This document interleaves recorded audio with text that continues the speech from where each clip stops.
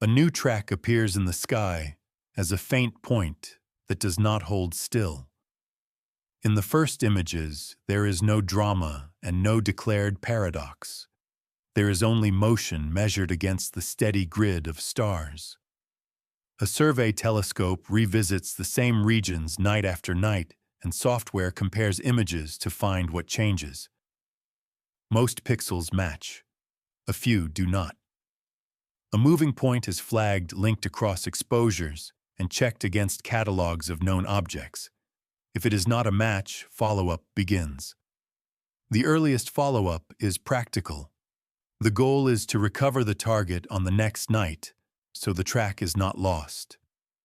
A faint object can vanish into the background if its orbit is uncertain. Each new measurement adds leverage. Each adds a timestamp and a direction on the sky. From those time-stamped directions, an orbit is fit. At this first stage, the orbit is provisional. The object may be distant. The signal may be weak. The observation arc, the span of time covered by measurements, is short. A short arc can mimic many trajectories. Small errors in measured position can inflate into large differences in inferred distance and speed.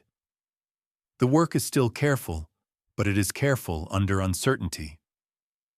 The phrase "defying comet physics" belongs to a later stage. Right now, the only physics in view is the geometry of motion. Astrometry, the measurement of positions on the sky, begins with photons and ends with coordinates. The telescope records a small smear of light across pixels. Atmospheric turbulence, if the telescope is on the ground, spreads the light further. Optics shape it. Noise from the detector and the sky background adds grain. Software estimates a centroid, the weighted center of the light distribution, and reports that centroid in pixel space. Then the image is calibrated against background stars with known positions in a catalog. The calibration maps pixels to sky coordinates. The result is a right ascension and declination at a given time. A sequence of such measurements is the raw material of orbit determination. In this region, the story stays wide outside any claim about what the object is made of. The point of light could be a rocky asteroid. It could be an icy body with faint activity. It could be a fragment. The first evidence is not composition. It is motion. To interpret motion, astronomers start with a gravity-only model. They assume the sun is the dominant mass, and the planets contribute smaller perturbations. They fit an orbit that best matches the observed positions. The fit is not an artistic choice. It is a mathematical solution that minimizes residuals, the differences between observed positions and predicted positions. Early residuals are expected. They reflect measurement noise, incomplete coverage, and the fact that the orbit is not yet tightly constrained. With each night of data, the orbit refines. Predictions improve. The uncertainty region on the sky shrinks. More telescopes can join because the target can be pointed to more reliably. The object's identity in the catalogs becomes stable. It receives a designation that encodes discovery information. Later, if the orbit is found to be unbound, it may receive a classification that indicates an interstellar origin. That step is still ahead. For now, the track is what matters. The title says scientists are out of explanations, but at this first stage, the correct description is simpler. Scientists are building the first explanation, which is the orbit, and they are testing whether gravity alone is sufficient. If gravity alone is sufficient, the object will follow a predictable path that can be projected forward and backward. If gravity alone is not sufficient, A systematic pattern will appear in the residuals as the data set grows. That pattern will not be seen in a single measurement. It will show itself over time as the same sort of discrepancy repeats in the same direction. The direction matters. If the object is consistently ahead of its predicted position along the track, it suggests a timing shift. If it is consistently offset away from the sun direction, it suggests an outward push. If it is offset perpendicular to the orbital plane, it suggests a tilt change. But at this stage, any of these inferences are fragile because the orbit itself is still forming. There is another quiet complication even at this earliest step. The point of light may not be a clean point. If the object has even a faint coma, a diffuse cloud of dust or gas, the measured centroid can be shifted away from the true nucleus position. The coma can be too faint to notice in a quick view, yet still enough to bias astrometry. A background star close to the object's image can also pull the centroid. A faint galaxy can do the same. These effects can introduce systematic errors that look like a real orbital deviation. Therefore, the early work includes not just fitting an orbit, but inspecting images, rejecting contaminated measurements, and weighting data by quality. Different observatories have different instruments and different reduction pipelines. Their astrometric uncertainties differ. Combining them improves coverage but also introduces the need to handle systematics. This is all part of the first region, because it explains why early claims of anomalies must be treated carefully. A survey detection is the beginning of a chain, not the end. Alongside positions, observers measure brightness. Brightness is recorded as a magnitude. Magnitude depends on distance from Earth and from the Sun, and on how reflective or dusty the object is. Early brightness measurements help decide how hard it will be to track and what instruments can contribute. They also tempt early size estimates, but those estimates are highly uncertain because reflectivity is unknown and because dust can add light. If the object is active, brightness can rise faster than expected from distance changes alone. If it is inactive, brightness follows a smoother trend. Even this is complicated by viewing geometry. The phase angle changes, altering how much light is reflected toward Earth. In the first days, these subtleties are secondary. The main need is to keep the object in view and to refine the orbit.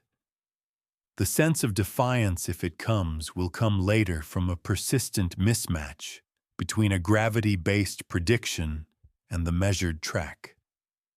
But the honest foundation must be set here. The track is built from measurements that are difficult at the faint limit.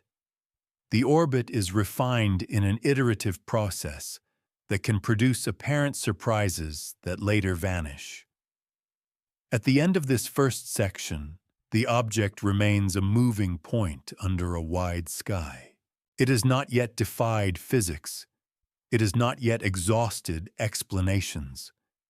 It has simply begun to be measured. And those measurements are being turned into the first model of its path.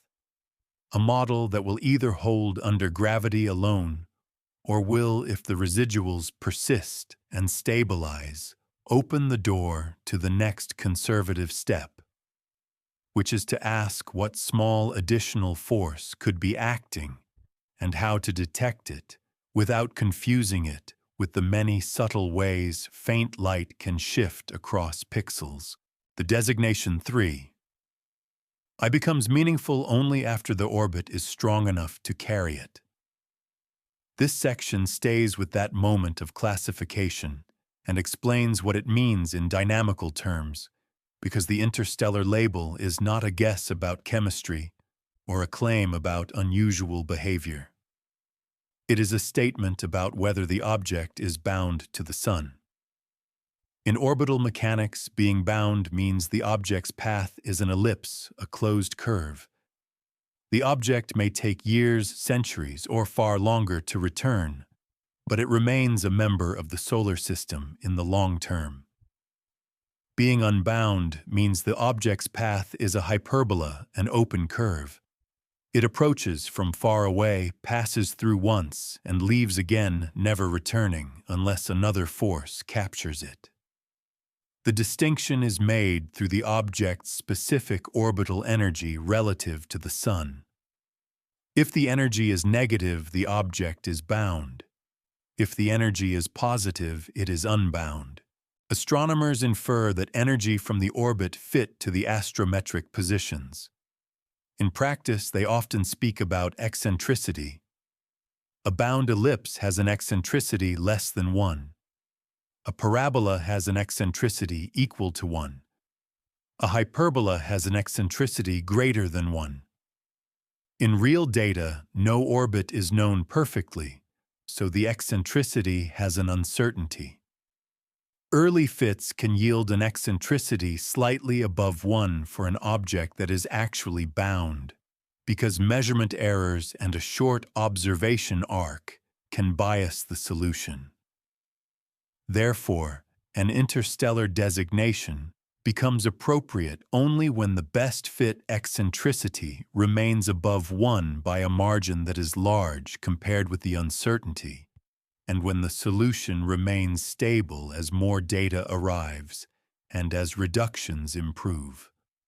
Another way to frame the same idea is the hyperbolic excess speed, the speed the object would have far from the Sun if the Sun's gravity were turned off. For a bound object, that far-field speed relative to the Sun is not defined in the same way because the object is not coming from infinity. For an unbound object, it is defined and can be inferred. A substantial hyperbolic excess speed strengthens the interstellar interpretation because it means the object is arriving too fast to be plausibly produced by the solar system's own reservoirs, without having been perturbed in a way that would still leave it only weakly unbound. Yet even here, caution remains. A solar system object can be thrown into a hyperbolic orbit by a close encounter with a planet. In such a case, the object is interstellar in the sense of being unbound, but it is not interstellar in origin. For a true interstellar visitor, the orbit is hyperbolic on the incoming leg before significant planetary encounters. This is why orbit solutions are often examined for the incoming trajectory in the barycentric frame, a frame centered on the solar system's center of mass, and for the path before close planetary perturbations. If the incoming orbit is already hyperbolic in that frame, the case for interstellar origin strengthens. In this section, the story remains in that dynamic space because it is the cleanest foundation for everything that follows. An object can be interstellar and still behave like a normal comet. An object can be interstellar and still show outgassing and dust. The interstellar label does not create the later claim of defying comet physics. It simply sets the origin. It also shapes the observational stakes. Interstellar visitors are rare in detection. They offer a brief window to measure a population that otherwise passes unseen. That rarity can amplify public language. Yet the scientific content remains calm. The orbit provides the evidence, and the orbit is built from measured positions. Those positions are corrected for Earth's motion for light travel time and for known gravitational influences. The orbit fit yields not only a best fit path, but also uncertainties and correlations among parameters. Those correlations matter because an error in one parameter can be compensated by a change in another, and the remaining residuals can be interpreted in different ways. Early on, for example, the distance to the object may be uncertain, and that uncertainty can masquerade as a timing shift along the orbit. As the observation arc grows, parallax from Earth's motion helps lock down distance. The solution becomes tighter. The hyperbolic nature of the orbit can become decisive. The designation 3I then acts as a shorthand for the result the object is on a path that is not bound to the Sun. Once the object is labeled as interstellar, another question often arises. Could the object's incoming direction point back to a specific star system? In principle, the incoming velocity vector can be traced backward through the galaxy, accounting for the Sun's motion around the galactic center and for the local standard of rest. Nearby stars have their own motions. One can ask whether the object's velocity matches that of any nearby star within uncertainties, suggesting a possible origin. In practice, this is usually inconclusive. Small uncertainties in velocity lead to large uncertainties in position when traced back over millions of years. Encounters with other stars and the galaxy's gravitational field further blur the trace. Therefore, the interstellar designation is usually a statement about category, not about a known home. The object is treated as a sample from a broad background population ejected from many systems over long times. This is important because it keeps the narrative grounded. The object is not framed as a messenger from a named star. It is framed as a wandering body whose orbit tells the only firm story available at the outset. Now, the title says scientists are out of explanations, but the interstellar designation itself is an explanation. It explains why the orbit is hyperbolic. It explains why the object arrives with a substantial speed relative to the Sun. It explains why the object will leave again. The phrase "out of explanations," if it ever becomes appropriate, would apply only to a separate claim that after the orbit is fit, including gravity, and after measurement, biases are controlled, a non-gravitational acceleration remains that is inconsistent with the usual mechanisms for comets and small bodies. That is a later stage. This section, therefore, also prepares a careful distinction. Interstellar origin is inferred from the overall shape and energy of the orbit. Non-gravitational acceleration is inferred from residuals after fitting that orbit. The two inferences use the same data stream, but answer different questions. An object can be interstellar without non-gravitational acceleration.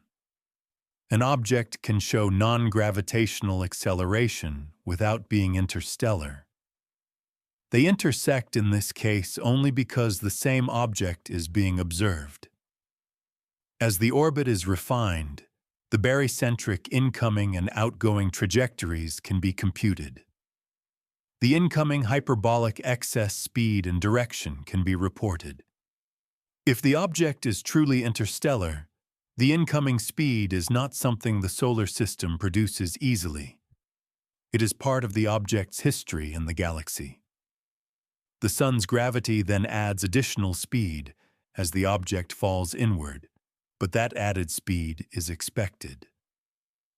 What is not expected in the later claim is a further drift beyond what gravity predicts. But at this stage, the classification step is the disciplined act of separating what is already clear from what is not. It is clear, if the data supports it, that the object is unbound. It is not yet clear what the object is physically, how it is shaped, whether it is active or whether any small additional forces are acting. The honest stance is to let the interstellar label carry only what it can carry. It carries the conclusion that the object is a visitor on a one-time path, and it sets a motivation to observe carefully while the window is open. It does not by itself imply defiance. It implies rarity, and it implies that the next steps must be especially careful, because the object will not return for a second chance. With the interstellar classification set as a dynamical statement, the story now stays with the baseline model that every later claim depends on gravity only. This is where expectations are formed, and it is also where misunderstandings often begin because the phrase "speeding up" can sound like a violation when it can be the ordinary consequence of falling inward. In a gravity-only model, the Sun is the dominant mass, and the planets contribute additional pulls that can be calculated. The object's motion is then determined by the positions and masses of these bodies. In this framework, there is no need to guess how the object is made. A rock and an ice-rich nucleus follow the same gravitational path if they start with the same position and velocity. The gravitational equations do not care about composition. Therefore, gravity-only modeling is the cleanest first step. The object is treated as a test particle, meaning its own mass is negligible compared with the Sun and planets, so it does not affect their motion. From the orbit fit the object's future positions and velocities can be predicted. The speed changes smoothly with distance. As the object approaches, the Sun gravitational potential energy is converted into kinetic energy, and the object accelerates. This acceleration grows stronger as distance decreases. It is not a special feature of comets. It is the universal behavior of any object in the Sun's gravitational field. For a bound object, the speed rises toward perihelion and then falls again as it recedes. For an unbound object, the behavior is similar near the Sun. It speeds up on approach, reaches maximum near perihelion, and then slows as it departs. The difference is that far from the Sun, a bound object slows toward a value consistent with its elliptical orbit, while an unbound object approaches a constant hyperbolic excess speed. The gravity-only model therefore provides specific expectations for speed at every distance and time along the orbit. It also provides expectations for how the object's path bends and where it will be on the sky at each moment. To compute this accurately, modelers include perturbations from the major planets. Jupiter is often the most influential because it is massive and can produce significant deflections if the geometry is favorable. Saturn also matters. Even Uranus and Neptune can matter for long-term trajectories, though for a fast interstellar passage, the strongest effects come from closer encounters. The model also includes Earth's motion because observations are made from a moving platform. The predicted sky position of the object depends on where Earth is in its orbit. Parallax, the apparent shift due to changing viewpoint, is built into the model through the geometry. Light travel time is also accounted for. The object is seen where it was when the light left it, not where it is at the moment the light arrives. For solar system distances, this delay can be minutes to hours. Accurate modeling includes it. These details matter because the non-gravitational acceleration claim is a claim about small residuals. When the residuals are small, modeling details that would be negligible for rough predictions become important.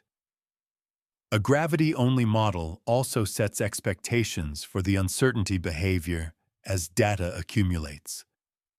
Early on, the orbit is uncertain, so predictions have a wide uncertainty region.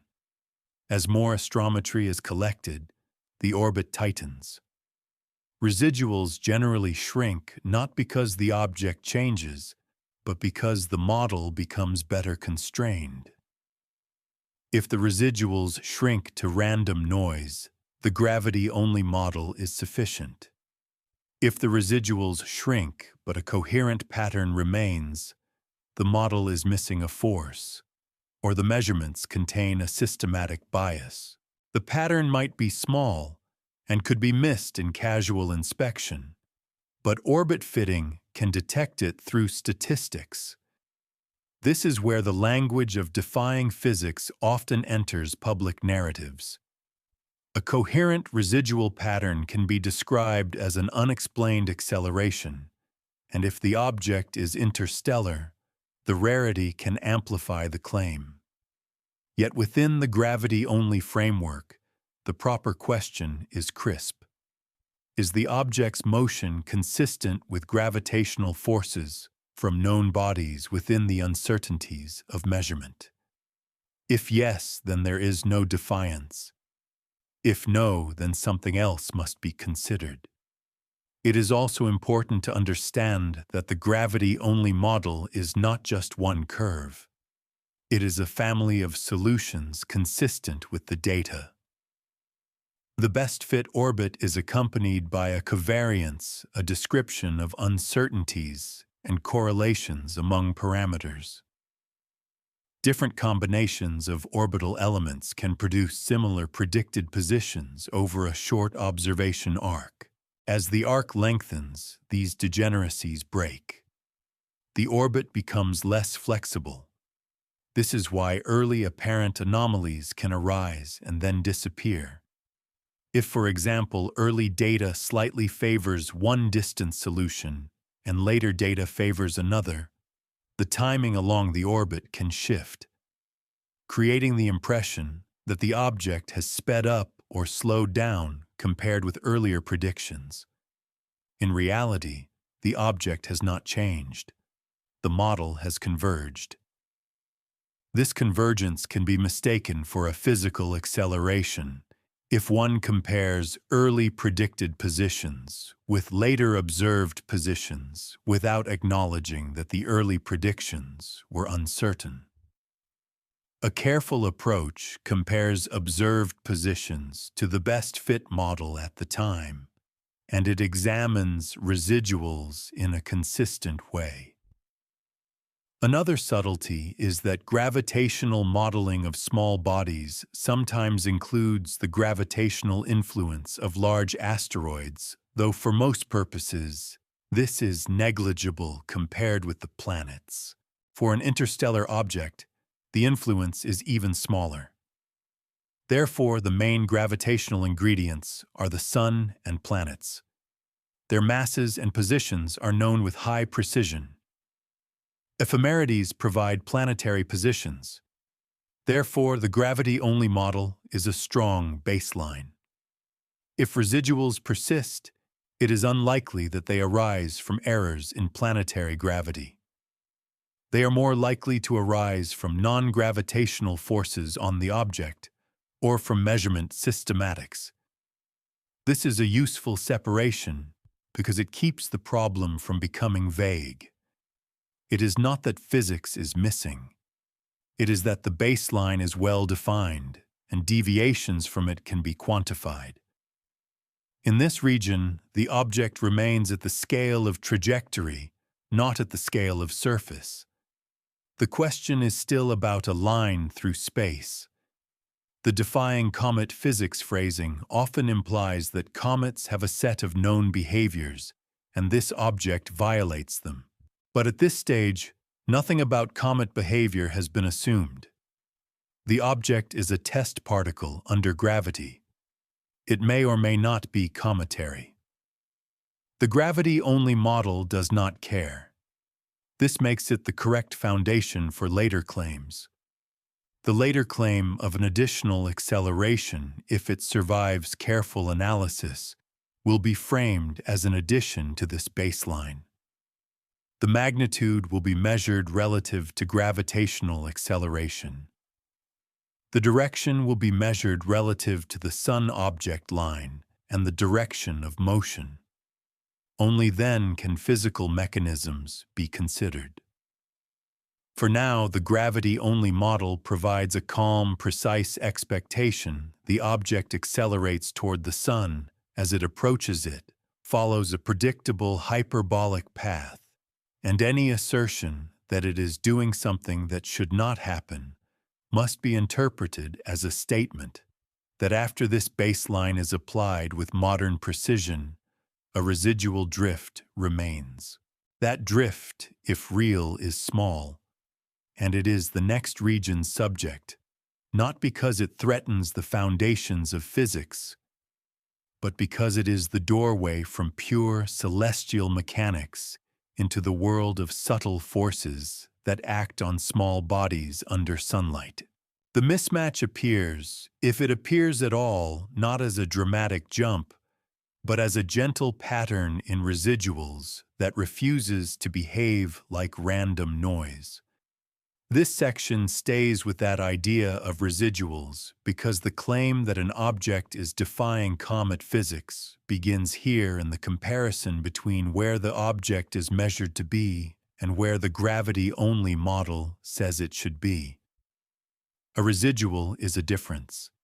It is usually expressed as an angular offset on the sky measured in arcseconds. Each observation produces two residual components, one along right ascension and one along declination, or sometimes expressed in a coordinate frame aligned with the object's motion.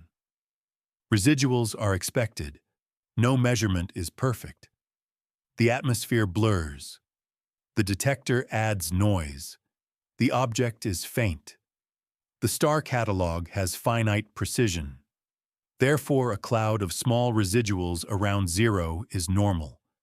The question is not whether residuals exist, but whether they show structure. Structure can take several forms. Residuals can drift steadily in one direction, over time suggesting that the model is slightly off in the timing along the orbit.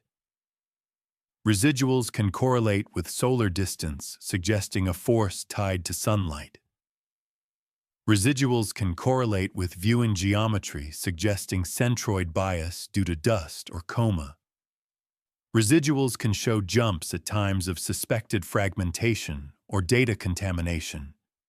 In careful work, these patterns are diagnosed by plotting residuals versus time versus distance and versus observational circumstances, and by comparing different subsets of data.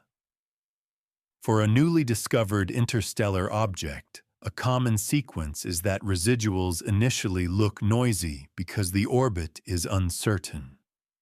As more data arrives, the orbit is updated and residuals shrink. Sometimes after this shrinkage, a low-level trend remains. That is when non-gravitational acceleration is considered. The pattern most often associated with an along-track acceleration is that later observations consistently show the object slightly ahead of or behind the predicted position along its path. This implies that the object is moving along its orbit at a slightly different rate than predicted. In casual language, it can be described as speeding up if it arrives earlier. In orbit-fitting language, it suggests a transverse component of non-gravitational acceleration. Another pattern is an offset roughly away from the sun direction, suggesting an outward radial acceleration. This could be consistent with radiation pressure or with outgassing that is strongest on the day side. A third pattern is a systematic out-of-plane drift, suggesting a normal component, which could arise from jets oriented out of the plane. The presence or absence of such components matters because it helps discriminate among mechanisms. Yet at this stage, the key point is more basic. A residual trend is not the force itself. It is an imprint left on the predicted positions. It must be interpreted through a model. That model can include additional parameters. In a simple gravity-only fit, those parameters are the orbital elements. Adding a non-gravitational acceleration term introduces new parameters, often one for each component of acceleration. The fitting process then asks whether including these parameters significantly improves the residuals in a way that is not simply overfitting noise. Statistical tests and the stability of parameters as new data arrives help answer that. If adding a small acceleration term reduces residual trends and yields parameters that remain consistent over time, that supports the reality of an extra force. If the parameters change dramatically with each new batch of data, or if different data subsets yield different signs, the signal is likely not robust. In public narratives, this technical process is sometimes simplified into the statement that scientists have no explanation. The reality is that scientists have many possible explanations, but they require a robust signal before they can be assessed. A residual pattern is also vulnerable to systematic errors that can mimic a force.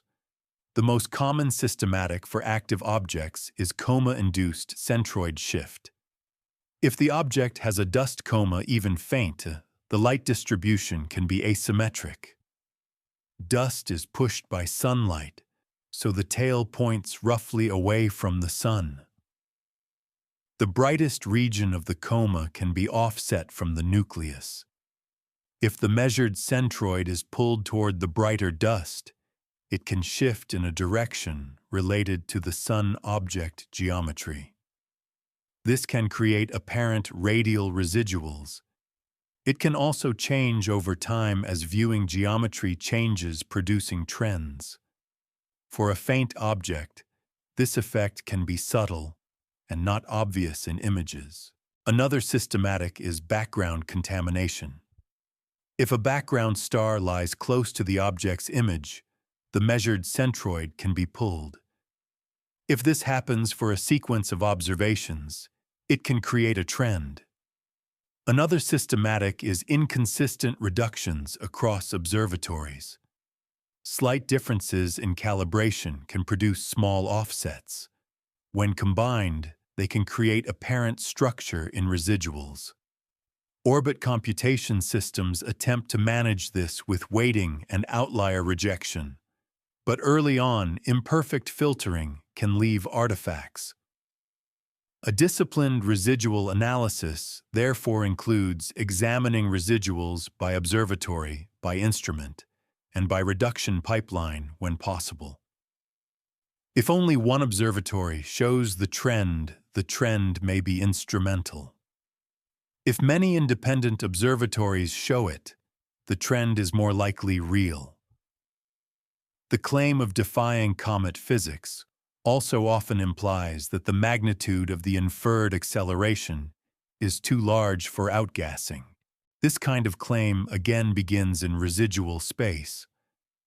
A larger acceleration produces a larger systematic shift in predicted positions over a given time.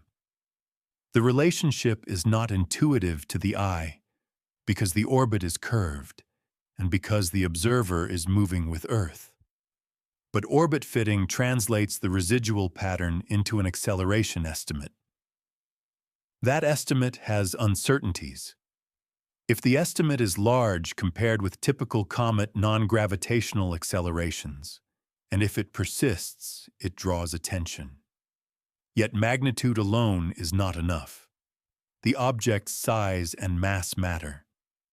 A small body can respond strongly to modest thrust. A large body cannot. Early size estimates are uncertain, so claims about magnitude must be tied to those uncertainties. Another source of apparent mismatch is the difference between heliocentric and barycentric frames. If one compares predictions in one frame with observations reduced in another without consistent handling, small differences can appear. In careful practice, this is controlled, but in quick summaries, it can confuse the picture. The most important discipline is to keep the mismatch narrowly defined. It is a mismatch between observed positions and a model. It is not a mismatch between the object and physics as a whole.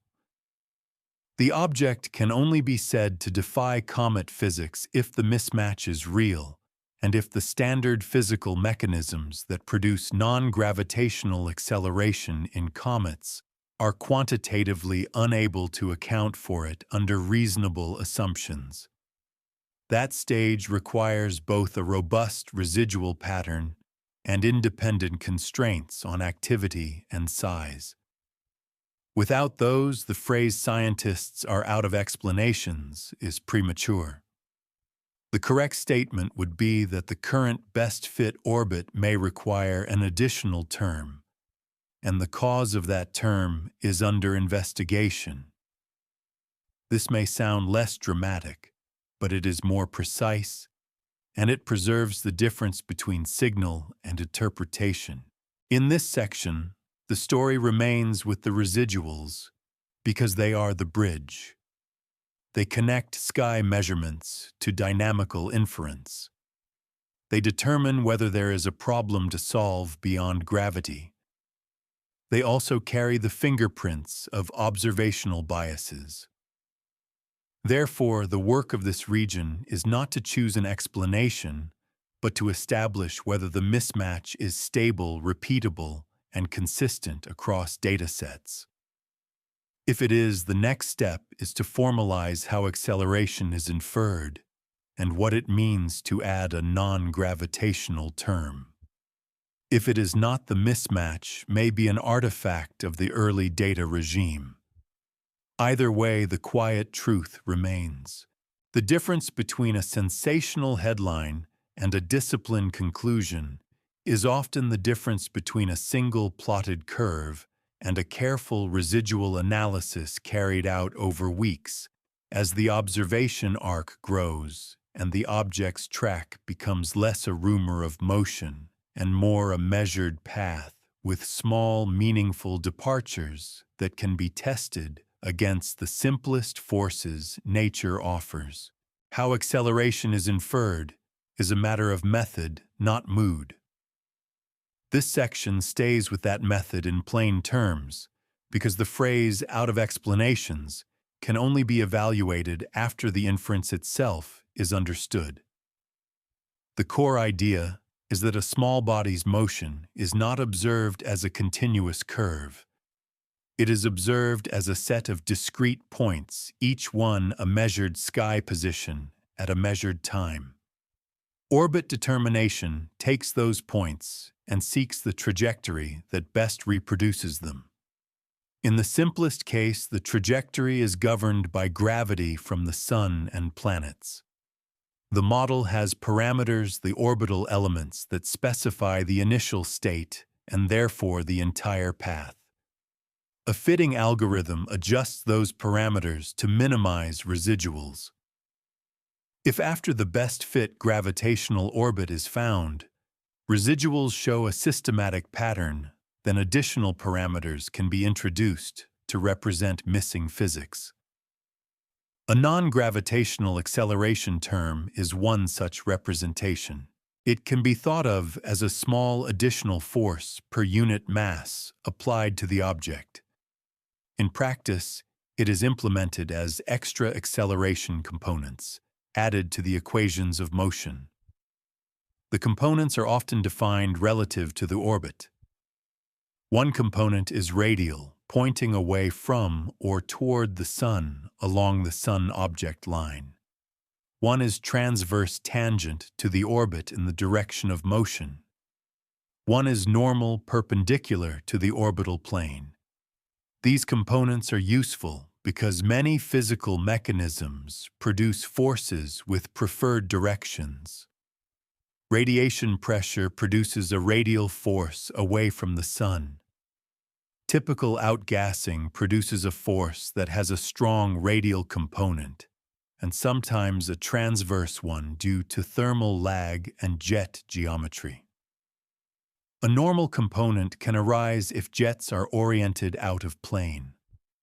When orbit fitting includes these components, it solves for their magnitudes in addition to the orbital elements.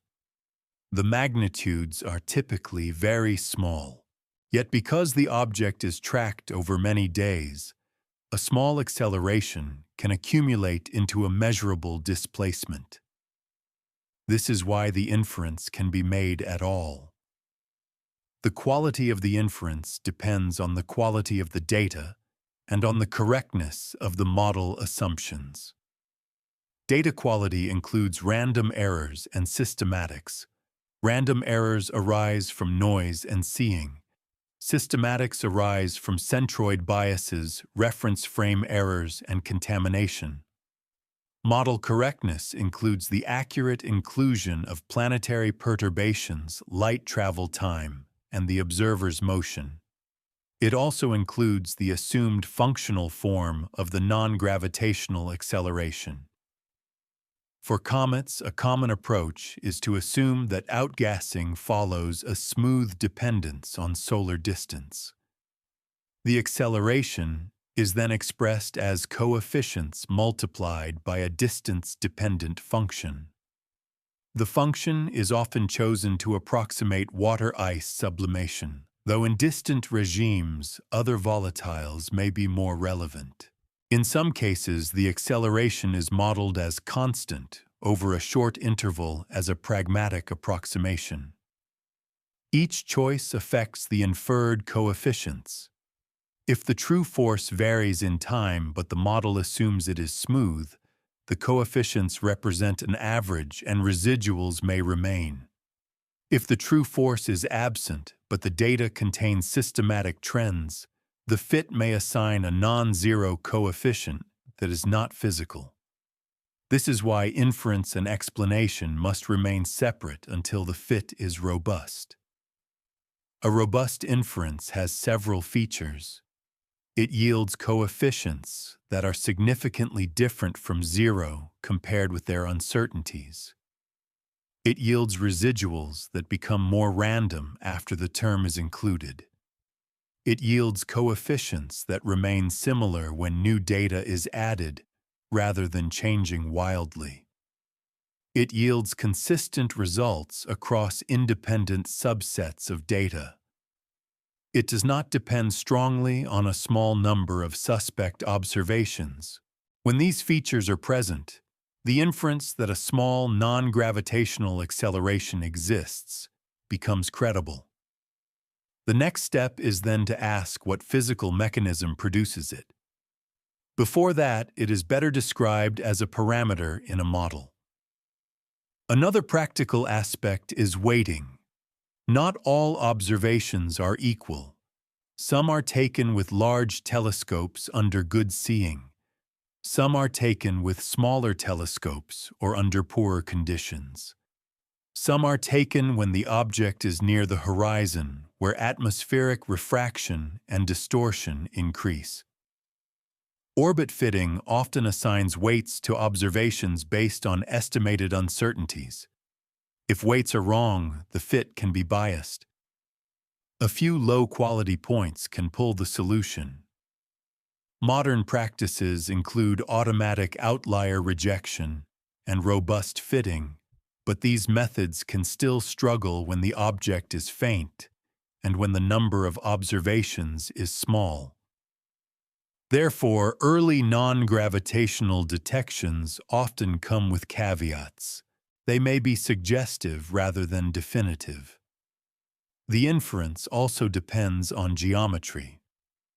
If the observation arc covers only a small portion of the trajectory, and if the viewing geometry changes little, certain components of acceleration may be hard to distinguish from small changes in orbital elements. For example, a small along-track acceleration can be partially absorbed by adjusting the mean anomaly or time of perihelion parameters that shift the object along its orbit. A small radial acceleration can be partially absorbed by adjusting the semi-major axis or eccentricity. Over a longer arc, these degeneracies break.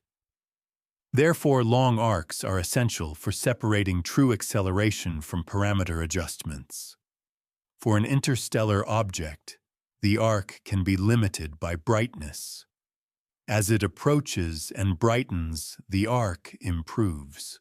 This means that the inference of non-gravitational acceleration can become stronger later, not because the acceleration necessarily grows, but because the data becomes more constraining. The same logic applies to direction. Early on, the fit may not constrain the normal component well. Later, as geometry changes, it may. This can lead to changes in inferred direction that reflect improved constraints rather than a changing force. A careful analysis distinguishes these possibilities by examining parameter covariance and by using consistent fitting frameworks. Another subtle issue is the reference frame of the reported acceleration. When coefficients are reported in orbit-relative components, they assume that the force is most naturally expressed relative to the Sun and the orbit. This is appropriate for solar-driven processes. It can hide whether the force is fixed in inertial space or tied to the Sun object line, because the decomposition itself is tied to the orbit. If an analyst wished to test whether the force is solar-driven, they would examine how the inferred direction behaves as the orbit evolves. Still, for most small-body work, orbit-relative components are the standard language. The phrase "out of explanations" implies that standard forces have been considered and found wanting. In method terms, that would mean something like this. The non-gravitational coefficients are robust and significant. Imaging and spectroscopy show little or no gas and dust, placing low limits on outgassing. Thermal data or other constraints indicate that the object is large enough that radiation pressure and thermal recoil should be too small. Fragmentation and centroid biases are checked and found insufficient. Under these constraints, the inferred acceleration would lack a conservative physical source. That is the narrow circumstance in which one could say explanations are strained. Yet even then, the method would first require that the inference itself is secure.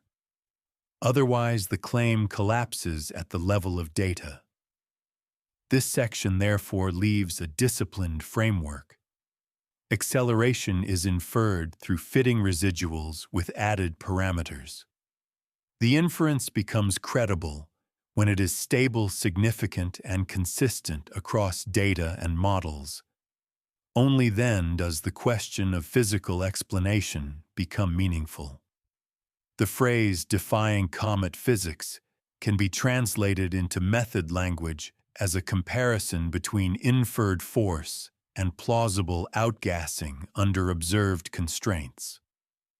The phrase "out of explanations" can be translated into a statement that the residual implied acceleration cannot be accounted for by outgassing radiation pressure, thermal recoil, fragmentation effects, or observational biases within the measured limits. Until those translations are satisfied, the story remains in the measured domain where a small additional acceleration is not an affront to physics, but a parameter that either converges toward a real solar-driven force or fades as systematic errors are removed, and the gravity-only model regains its sufficiency. The standard answer remains the standard answer, because it has solved this problem many times before.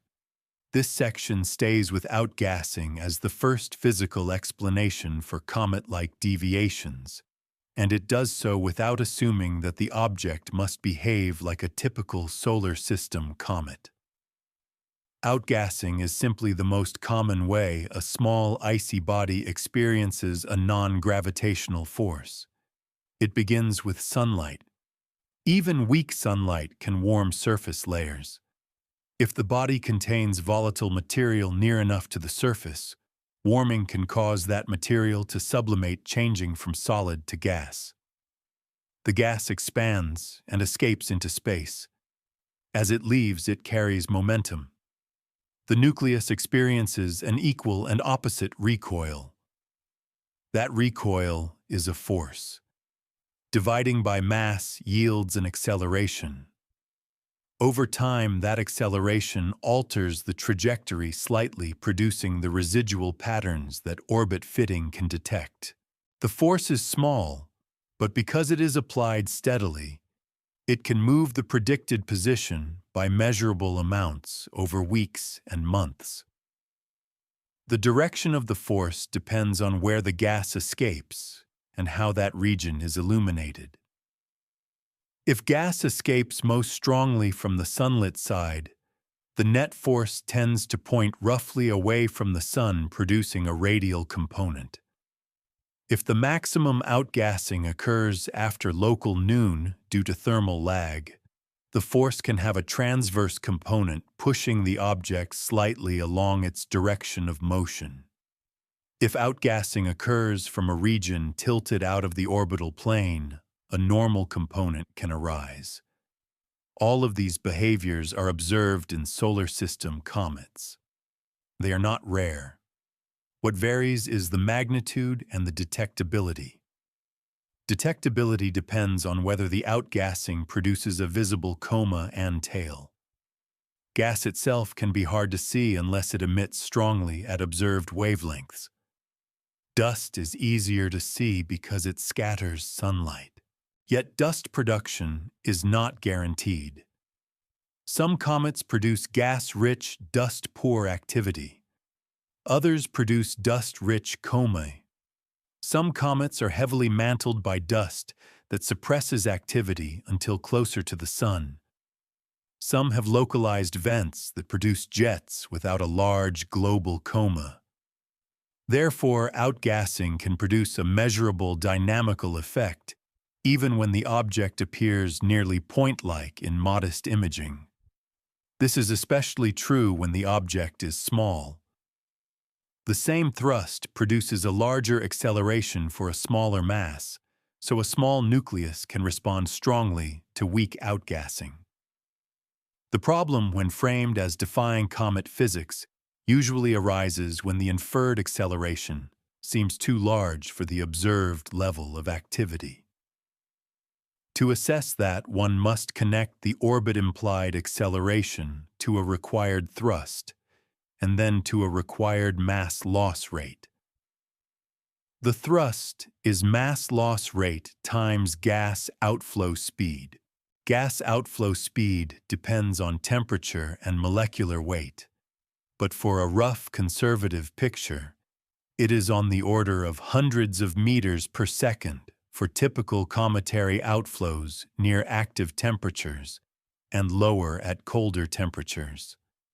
The mass loss rate required is therefore tied to the observed acceleration and the object's mass. The object's mass depends on size and density. Size is uncertain early. Density is also uncertain, especially for interstellar bodies. Porous comet nuclei can have low densities. If density is low, mass is lower, making a given acceleration easier to achieve. If the object is smaller, then assumed mass is lower again. This means that claims of impossibility often rely on assumptions that can shift. The correct conservative approach is to explore the plausible range of size and density consistent with observations, and to see whether outgassing can fit within that range. A key part of this is the role of volatiles beyond water ice. In the outer solar system, water sublimation can be weak. Yet more volatile ices can sublimate at lower temperatures and thus drive activity farther from the sun. Carbon monoxide is one of the most volatile common cometary species, and it can drive activity at large distances. Carbon dioxide is less volatile than carbon monoxide, but still more volatile than water and can contribute. If an object contains near-surface carbon monoxide ice, it could outgas even when water ice remains stable. This would produce thrust with minimal heating. Such outgassing can be difficult to detect if the gas does not produce strong emissions in the observed bands, or if the production rate is low. Infrared spectroscopy can be more sensitive to certain species, but it requires appropriate instrumentation and sufficient brightness. Therefore, the absence of optical gas signatures does not necessarily imply no outgassing. Another factor is the surface layer. An interstellar object may have a processed crust formed by long exposure to cosmic rays. Such a crust can act as insulation and can inhibit gas escape. Yet it can also crack under thermal stress as the object warms. When cracks form, gas can escape through vents. This can produce localized jets. Localized jets can produce strong directional thrust relative to the total mass loss because they are collimated. They can also produce little dust if the surface material is cohesive. In such a case, the dynamical effect can be larger than one would infer from coma brightness alone. This is again a conservative possibility grounded in known comet behavior. Yet it must be balanced against the energy budget. The gas production rate cannot exceed what sunlight can supply in latent heat without an internal energy source. In practice, the energy budget provides an upper bound. If a claimed acceleration implies a mass loss rate so high that the required sublimation power exceeds absorbed sunlight, then outgassing cannot supply it unless the object has a store of energy released in another way, which is not assumed here. In the outer regions, sunlight is weak, so the budget is tight. Yet highly volatile ices require less heating to sublimate and can be driven by relatively low absorbed energy. In addition, a small object has a small surface area which limits absorbed power, but it also has a small mass which makes acceleration easier. These scalings can partially cancel. Therefore, it is not enough to say sunlight is weak. One must examine the combination of size, mass, and volatility. Outgassing also leaves observational signatures beyond a bright coma. It can change the light curve by adding a variable coma component. It can produce asymmetric profiles in high-resolution images. It can produce narrow emission lines or bands in spectroscopy. It can produce a change in brightness that deviates from the expected distance law for a bare nucleus. It can also produce a shift in the apparent centroid if the coma is asymmetric, as discussed earlier. A careful analysis uses these signatures to test outgassing.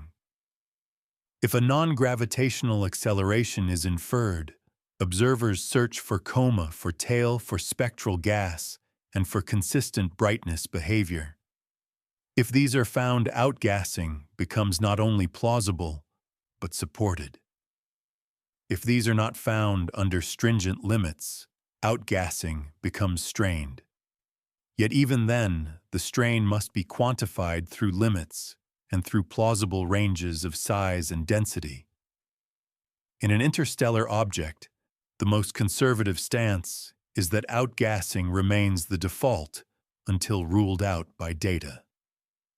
The statement "scientists are out of explanations" is therefore a very high bar. It would require that outgassing is incompatible with the measured acceleration under any plausible size and density, consistent with observations, and that alternative sunlight-driven forces are also insufficient. This section does not assume that outcome. It establishes outgassing as the first physical bridge from residuals to force, and it explains why that bridge is wider than it might appear from simple imagery of bright comet tails. Outgassing can be subtle. It can be collimated. It can be driven by different volatiles at different distances. It can produce a dynamical signal before it produces a dramatic visual one.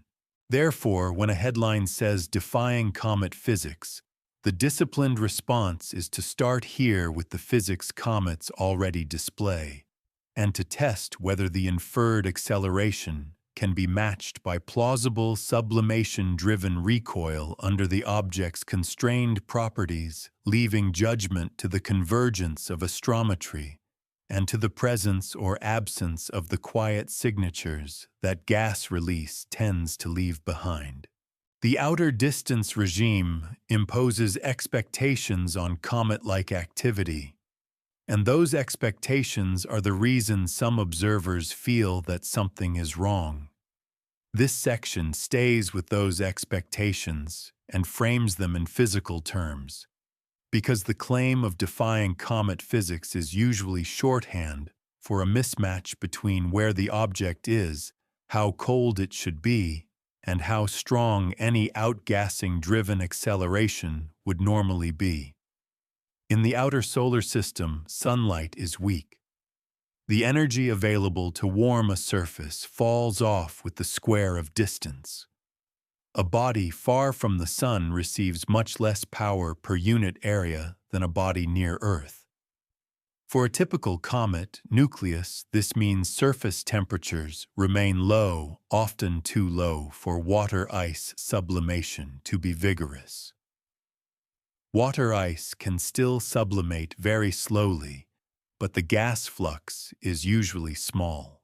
Therefore, if a strong non-gravitational acceleration is inferred at large distances, the first reaction can be skepticism, because the most familiar driver of activity near the sun water should be quiet. Yet this expectation is incomplete, because not all comet activity is water-driven. Several other volatiles can sublimate at lower temperatures. Carbon monoxide is particularly important because it can sublimate under much colder conditions. Carbon dioxide also can drive activity farther from the sun than water. Nitrogen, methane, and other volatiles can also be present in some bodies. The practical question becomes which volatiles are available, how near the surface they are, and whether they can escape through the surface layers. In solar system, comets' distant activity has been observed and is often attributed to carbon monoxide or carbon dioxide. Some comets show coma and even tails at distances where water should contribute little. This provides a precedent. However, precedent does not guarantee that every object has the necessary volatile inventory or permeability. Many comets become less active at large distances because their most volatile ices have been depleted by past passages, or because they are sealed under dust mantles. An interstellar object has a different history. It may have been ejected from its home system with a volatile-rich composition, or it may have been warmed and processed. It may have spent long times in interstellar space, developing a cosmic ray-processed crust. Such a crust can be low in volatility and can seal in deeper ices. Therefore, distant activity in an interstellar body could be either enhanced or suppressed compared with solar system comets. Both are plausible. The expectation that it should behave like a typical comet is not strictly justified. Still, the energy constraint remains. Even highly volatile ices require some energy to sublimate, though less than water. The sublimation rate depends exponentially on temperature for many species. At low temperatures, a small increase in temperature can produce a large change in vapor pressure and thus in outgassing rate. This means that activity can turn on sharply as distance decreases, especially if the surface transitions through a threshold. It also means that outgassing can be highly sensitive to surface properties. A dark surface absorbs more sunlight and warms more, increasing sublimation. A bright surface reflects more and warms less. A porous surface allows gas to escape more easily. A sintered surface where ice grains fuse and reduce permeability can trap gas until pressure builds. A dust mantle can both insulate and choke escape. Cracks can suddenly open pathways. Therefore, the expectation of a smooth, gentle, predictable activity profile can fail in either direction. The object can remain quiet longer than expected and then vent suddenly. Or it can outgas weakly but steadily due to a volatile that remains accessible. In either case, a dynamical acceleration could be present without an obvious coma early on. Another expectation in the outer regime concerns dust. Dust is often what makes comets visible as comets. Dust is lifted by gas drag, and it scatters sunlight efficiently. If gas production is low, dust lifting may be inefficient, and the coma may be gas-rich and dust-poor, producing little visible extension. This can lead to a situation where outgassing produces a dynamical effect, but little visible coma. The gas itself may be hard to detect if it does not emit strongly in observed bands. This further undermines the assumption that no coma means no outgassing. Yet there are limits. To produce a given acceleration, a minimum momentum flux is required. That momentum flux implies a minimum gas production rate for a given outflow speed. If that gas production rate is high, it should eventually become detectable, either through its direct emission, through its effect on brightness, or through induced structures. Therefore, the outer regime becomes a place where careful limits matter. Observers can place upper limits on coma brightness and gas emission. These limits can be compared to the required thrust. If the required thrust is compatible with the limits, outgassing remains plausible. If it is not, outgassing becomes strained. Another outer regime expectation concerns the direction of the acceleration. Solar-driven outgassing tends to correlate with the sun direction because sunlight is the energy source. Therefore, the inferred non-gravitational acceleration is expected to have a geometry tied to the sun object line and to the orbit. If a fitted acceleration appears to be fixed in inertial space rather than linked to the sun, that would be harder to reconcile with outgassing. However, as noted, the way accelerations are parameterized can influence this interpretation. Often the force is assumed to be expressible in radial and transverse components relative to the sun and orbit, which already imposes a solar-linked geometry. A truly solar-independent force would show up as poor fits or unstable parameters, rather than as a clean coefficient. Therefore, the outer regime demands not just a detection of acceleration, but a careful look at whether the inferred direction and distance dependence match what solar energy can plausibly drive. The expectation also includes time behavior. As the object moves inward, sunlight increases, and so should any sublimation-driven thrust, at least for a given volatile inventory and geometry. If the inferred acceleration does not increase as the object approaches, outgassing becomes less straightforward. Yet constant acceleration is not impossible if the dominant volatile sublimits at low temperatures and if the accessible reservoir remains stable over the observed distance range. Another possibility is that the observed acceleration is an average over an interval that masks variation.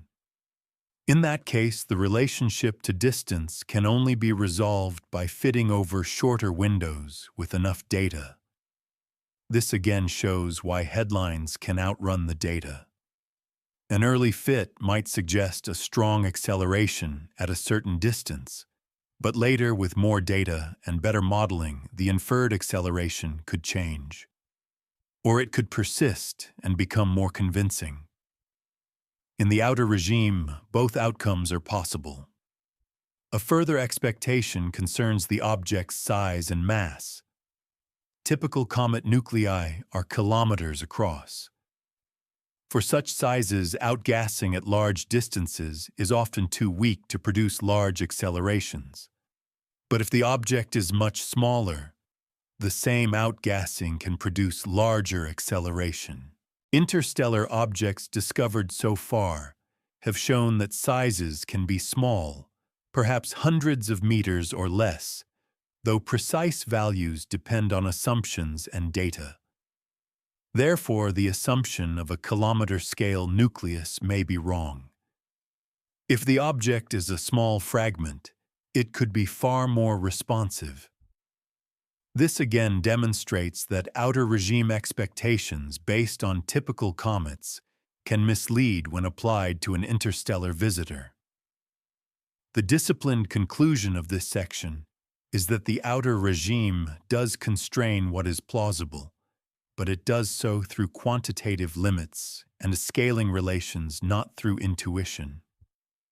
Weak sunlight reduces available energy, but small size reduces required thrust. Water ice is likely quiet, but more volatile ices can drive activity. A processed crust can suppress outgassing, but cracks can localize and intensify it. Dust may be absent even when gas is present. Therefore, a claim of defying comet physics must be translated into a specific statement, given the object's distance and the observed limits on activity and size. The inferred acceleration requires a momentum flux that seems incompatible with plausible sublimation. Only when that statement can be made with numbers and uncertainties is the tension real.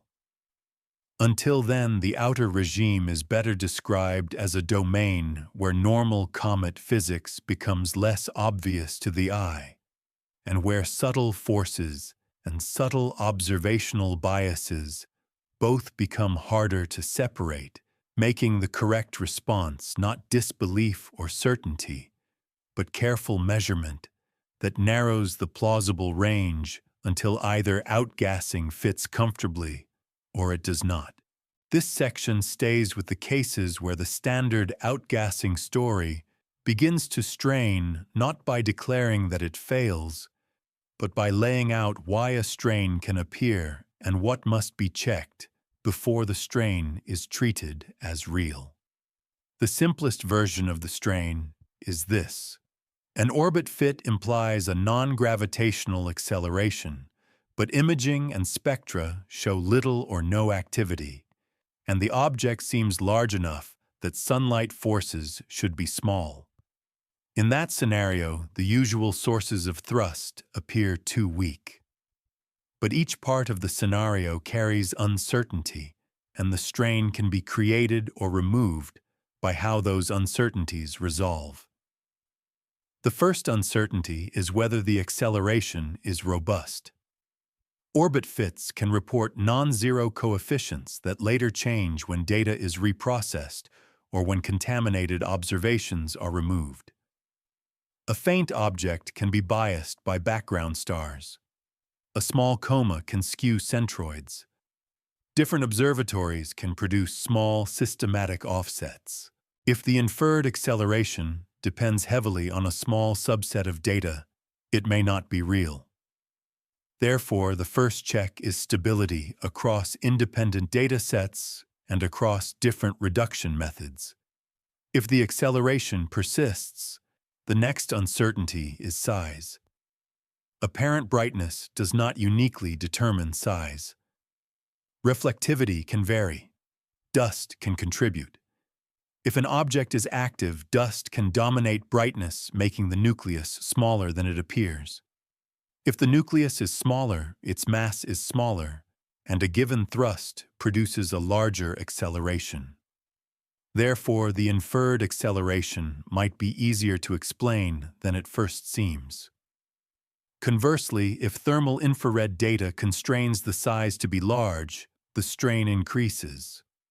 Thermal data is not always available or may be limited by faintness. Therefore, size often remains uncertain. The third uncertainty is density. Many comet nuclei are low density. Porosity can be high. If density is low, mass is low for a given size, increasing responsiveness. Interstellar objects could plausibly be porous as well, but this is not known. Without density, the translation from observed size to mass remains uncertain by factors of several. This can matter greatly when comparing required thrust to plausible mass loss. The fourth uncertainty is the detectability of gas. Some volatiles are hard to detect in the optical.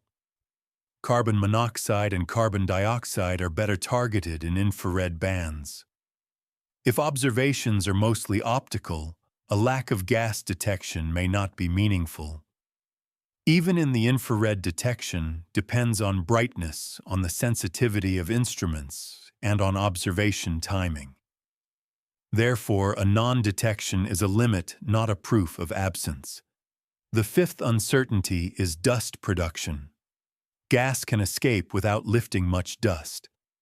Dust lifting depends on gas flux, on grain sizes, and on surface cohesion. A crust can release gas through vents with little dust. In such cases, the dynamical thrust can be present, while the coma remains faint. Therefore, the absence of a visible coma does not tightly bound gas production unless high-resolution imaging and careful surface brightness limits are obtained. Another source of strain is the direction of the inferred acceleration. If the fitted acceleration is predominantly transverse, meaning along the direction of motion, then a simple dayside radial outgassing picture is less direct. Yet transverse accelerations are not uncommon in comet dynamics because of thermal lag and jet geometry. If the active region is not centered at the subsolar point, and if the nucleus rotates, the recoil can have a transverse component. Still, producing a large transverse component without producing a visible coma can be challenging. It would suggest either a small nucleus with a strong localized jet or a geometry that yields efficient along-track thrust. Again, this is not impossible, but it is a point where numbers matter. Another source of strain is energy. Sunlight provides the energy for sublimation. The absorbed power is limited by cross-sectional area and albedo. Sublimation requires latent heat. For each kilogram of volatile that sublimates, a certain amount of energy is required. If the orbit-implied acceleration implies a mass loss rate that would require more energy than the object can absorb from sunlight at its current distance, then simple sublimation cannot supply it. This is one of the strongest conservative constraints because it depends only on energy balance. Yet even here, uncertainties remain. Albedo affects absorbed power. The active area fraction matters. If sublimation is concentrated on a small dark patch, local heating can be higher than average. But the total absorbed power cannot exceed what sunlight delivers to the cross-section. Therefore, the energy budget sets an upper bound. If the required sublimation power exceeds that bound by a large factor, outgassing would be seriously strained. Another mechanism that can masquerade as strain is the mismatch between model and reality in the outgassing law used. Many standard orbit solutions use a distance-dependent function tuned to water ice. In the outer regime, the dominant volatile may be carbon monoxide. Its sublimation behavior with distance differs. If the model uses the wrong function, the fitted coefficient may be misleading. It may appear too large because the function underestimates activity at that distance. A better function could yield a more reasonable coefficient. Therefore, a strain can be an artifact of using the wrong parametrization. In careful work, alternative models can be tested. Another way strain can appear is through the mixture of dynamical and observational effects. A dust coma can bias astrometry. If a tail is present and the centroid is pulled, orbit fitting might infer an outward acceleration. That acceleration would then seem to require outgassing, but the outgassing would already be producing the dust. The problem is circular. The inferred acceleration is not necessarily the nucleus's motion. It is the motion of the light centroid. In that case, the thrust required is not the thrust on the nucleus, but the effective drift of the brightness distribution. Treating it as a dynamical acceleration would be a category error. This is why nucleus-centered astrometry is crucial. If the acceleration signal persists in data that isolates the nucleus, the strain becomes more meaningful. If it disappears when the nucleus is isolated, the strain dissolves. Fragmentation can also create strain. If the object fragments into a cluster, the brightness can be dominated by dust and small pieces. The centroid can drift as the cluster expands, mimicking acceleration. The dynamical model would then be fitting a changing brightness distribution. Again, the solution is imaging that resolves components and astrometry that tracks the central nucleus if it remains. Yet fragmentation can also produce a real increase in acceleration by reducing mass, as discussed earlier. This can create the impression that the object suddenly becomes more accelerated, which can sound like defiance. In conservative terms, it is evolution. The body changes and becomes more responsive to small forces. The careful synthesis in the face of strain is therefore layered. First, confirm the acceleration signal with clean, well-weighted astrometry. Second, constrain size with thermal observations if possible. Third place, strong limits on gas and dust with spectroscopy and deep imaging. Fourth, check the energy budget. Fifth, test different outgassing laws appropriate for different volatiles. Sixth, look for evidence of fragmentation and centroid bias. Only after these steps can one say that outgassing is truly insufficient.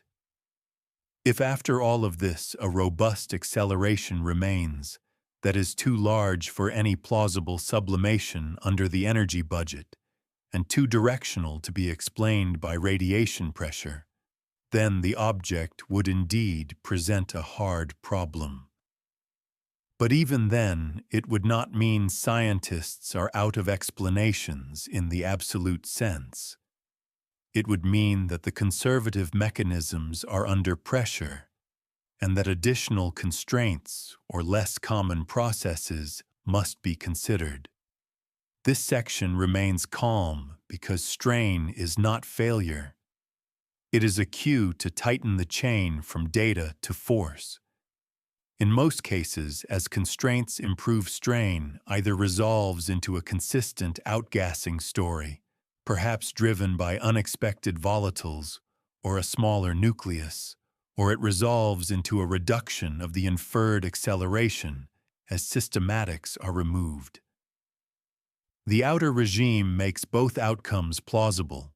Therefore, the correct posture is to treat the claimed defiance as a provisional tension between an orbit-implied term and currently limited physical indicators, a tension that can only be resolved by improving measurements rather than by declaring an end to explanations. When outgassing is strained, the next conservative candidate is sunlight acting directly through radiation pressure. This section stays with that mechanism and keeps it grounded in the simple fact that light carries momentum. Sunlight is a stream of photons traveling outward from the sun.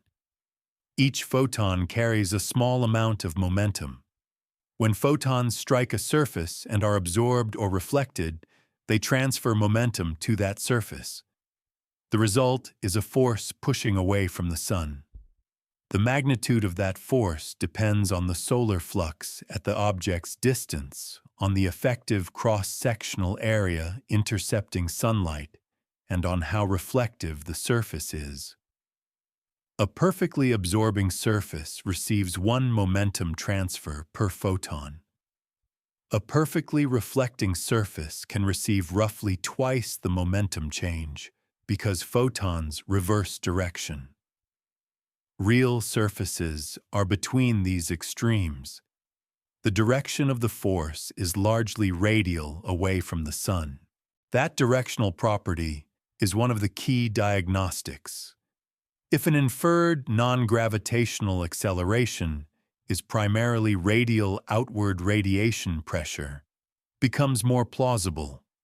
If it is primarily transverse along the orbit, radiation pressure alone is less likely, though it can still alter timing indirectly by changing the effective gravitational balance.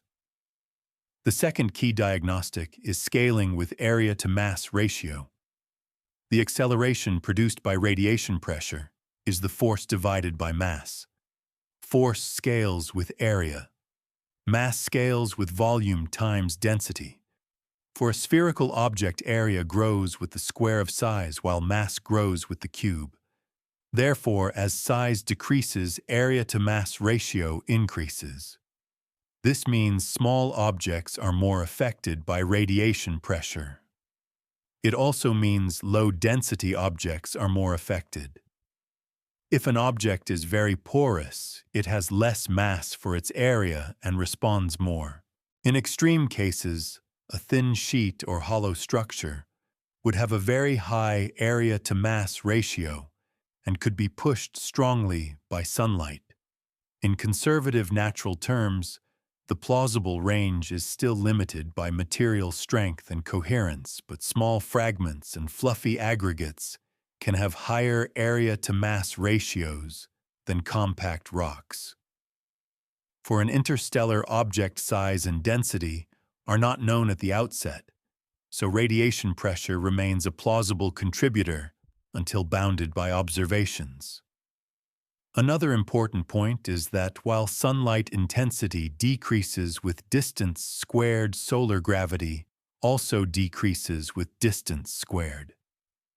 The ratio of radiation pressure to solar gravity therefore depends mostly on the object's area-to-mass ratio and reflectivity, and not strongly on distance. This is a subtle but important fact.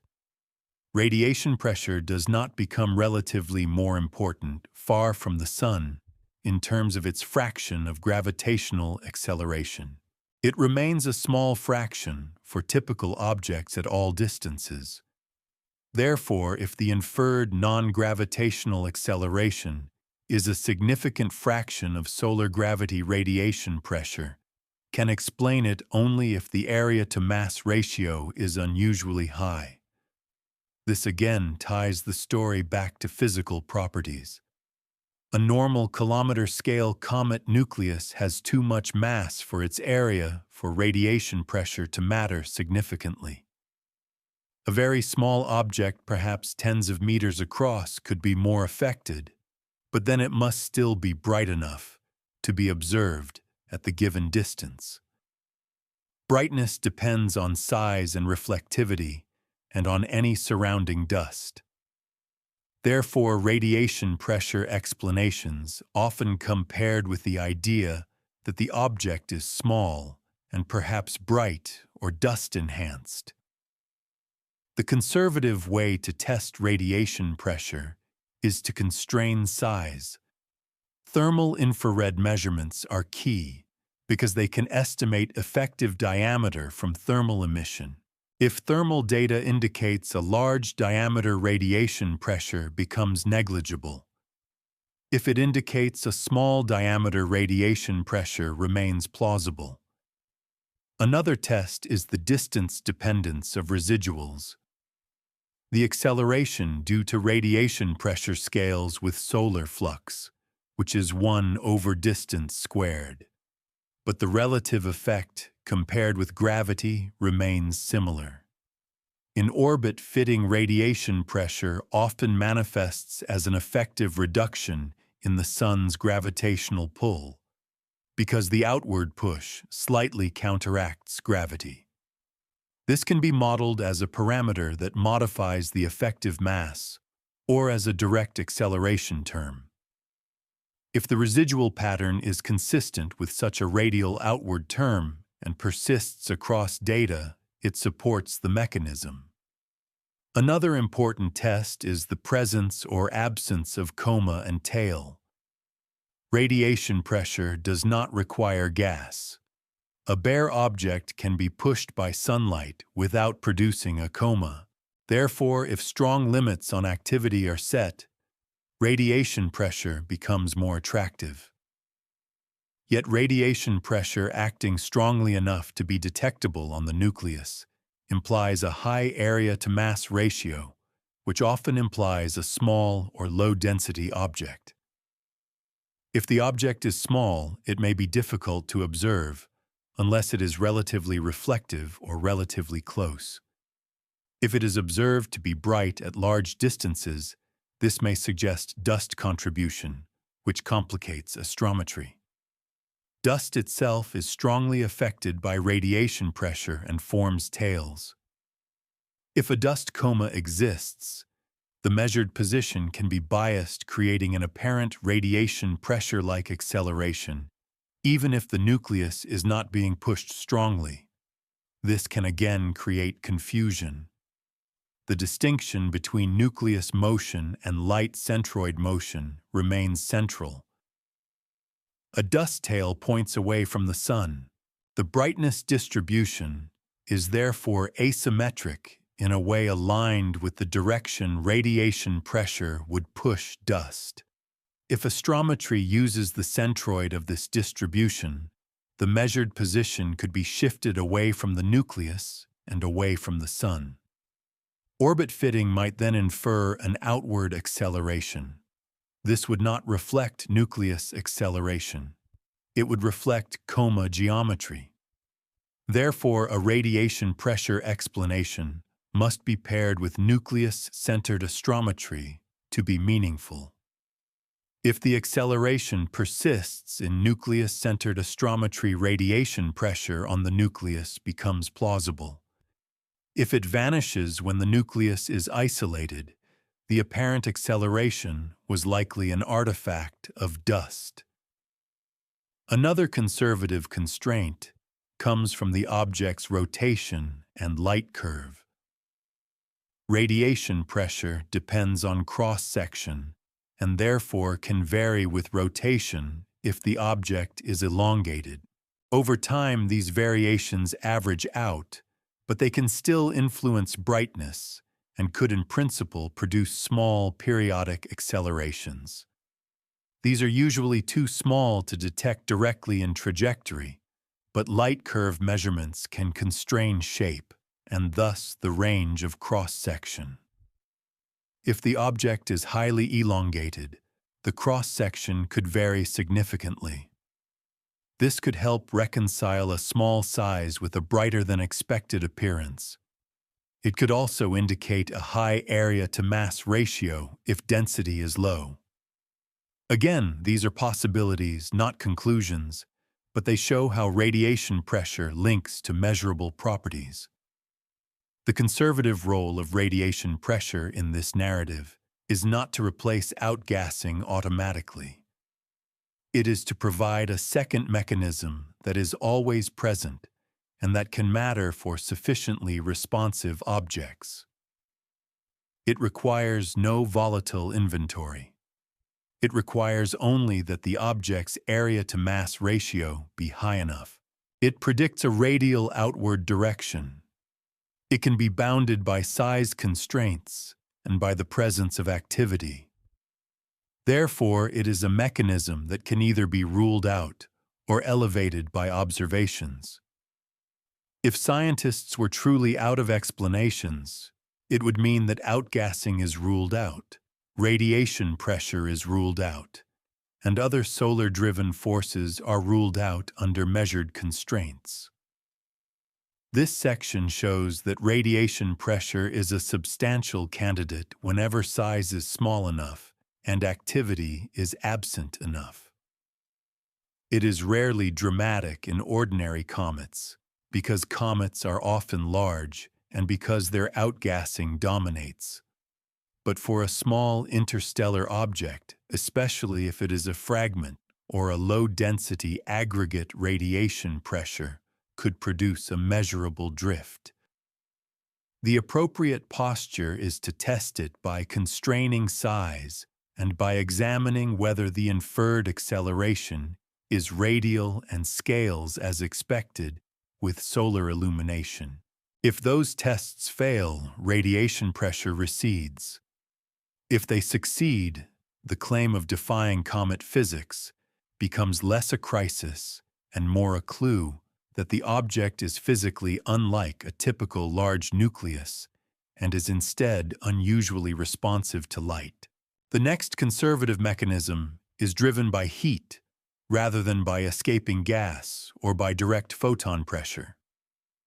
This section stays with thermal recoil forces, the small pushes created when a body absorbs sunlight and later emits that energy as infrared radiation in an uneven way. The underlying physics is simple. Emitted infrared photons carry momentum. If more momentum is emitted in one direction than another, the body experiences a recoil in the opposite direction. Unlike direct radiation pressure, which is immediate and points away from the sun, thermal recoil depends on how the surface stores and releases heat.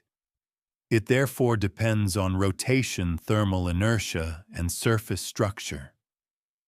The most familiar example in small body dynamics is the Yarkovsky effect, which causes gradual changes in asteroid orbits over long times. For an interstellar object observed over months, the question is whether a similar thermal recoil could be large enough to appear as a measurable non-gravitational acceleration along the trajectory. The first constraint is energy. Thermal recoil cannot exceed what the object absorbs from sunlight. The absorbed power is limited by cross-sectional area and by absorptivity, which is 1 minus reflectivity. In equilibrium, most absorbed energy is re-emitted as heat, with some portion perhaps used for sublimation if volatiles are present. The momentum carried by emitted photons is the emitted power divided by the speed of light. If all emitted photons were directed perfectly in one direction, the recoil force would be that momentum flux. In reality, emission is spread over angles, so the net recoil is a small fraction of that maximum. This provides a strong conservative bound. If an inferred acceleration requires a recoil force comparable to the maximum possible photon momentum from thermal emission, the mechanism is implausible. If the required force is far below the maximum, the mechanism remains plausible. The second constraint is orientation and lag.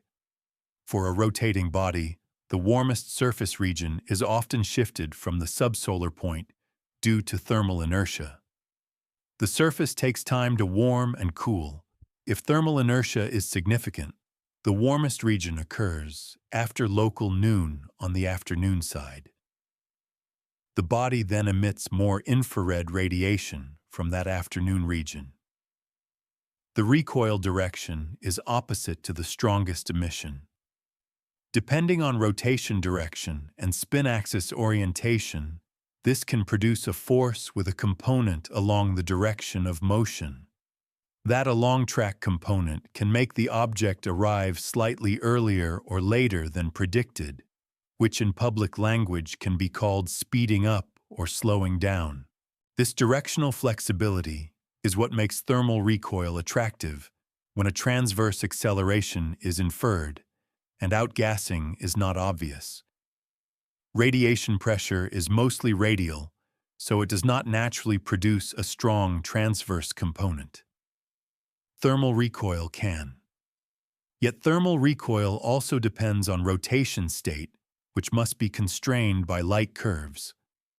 If the object rotates rapidly, the day-night temperature differences can be reduced, and the phase lag can produce smaller net recoil. If it rotates slowly, temperature differences can be stronger, and the recoil can be larger. The magnitude also depends on surface conductivity and roughness. A surface with low conductivity retains heat near the surface and can exhibit a stronger lag. A surface with high conductivity spreads heat and reduces temperature gradients. Roughness can create facets that emit preferentially, potentially enhancing net recoil in certain directions.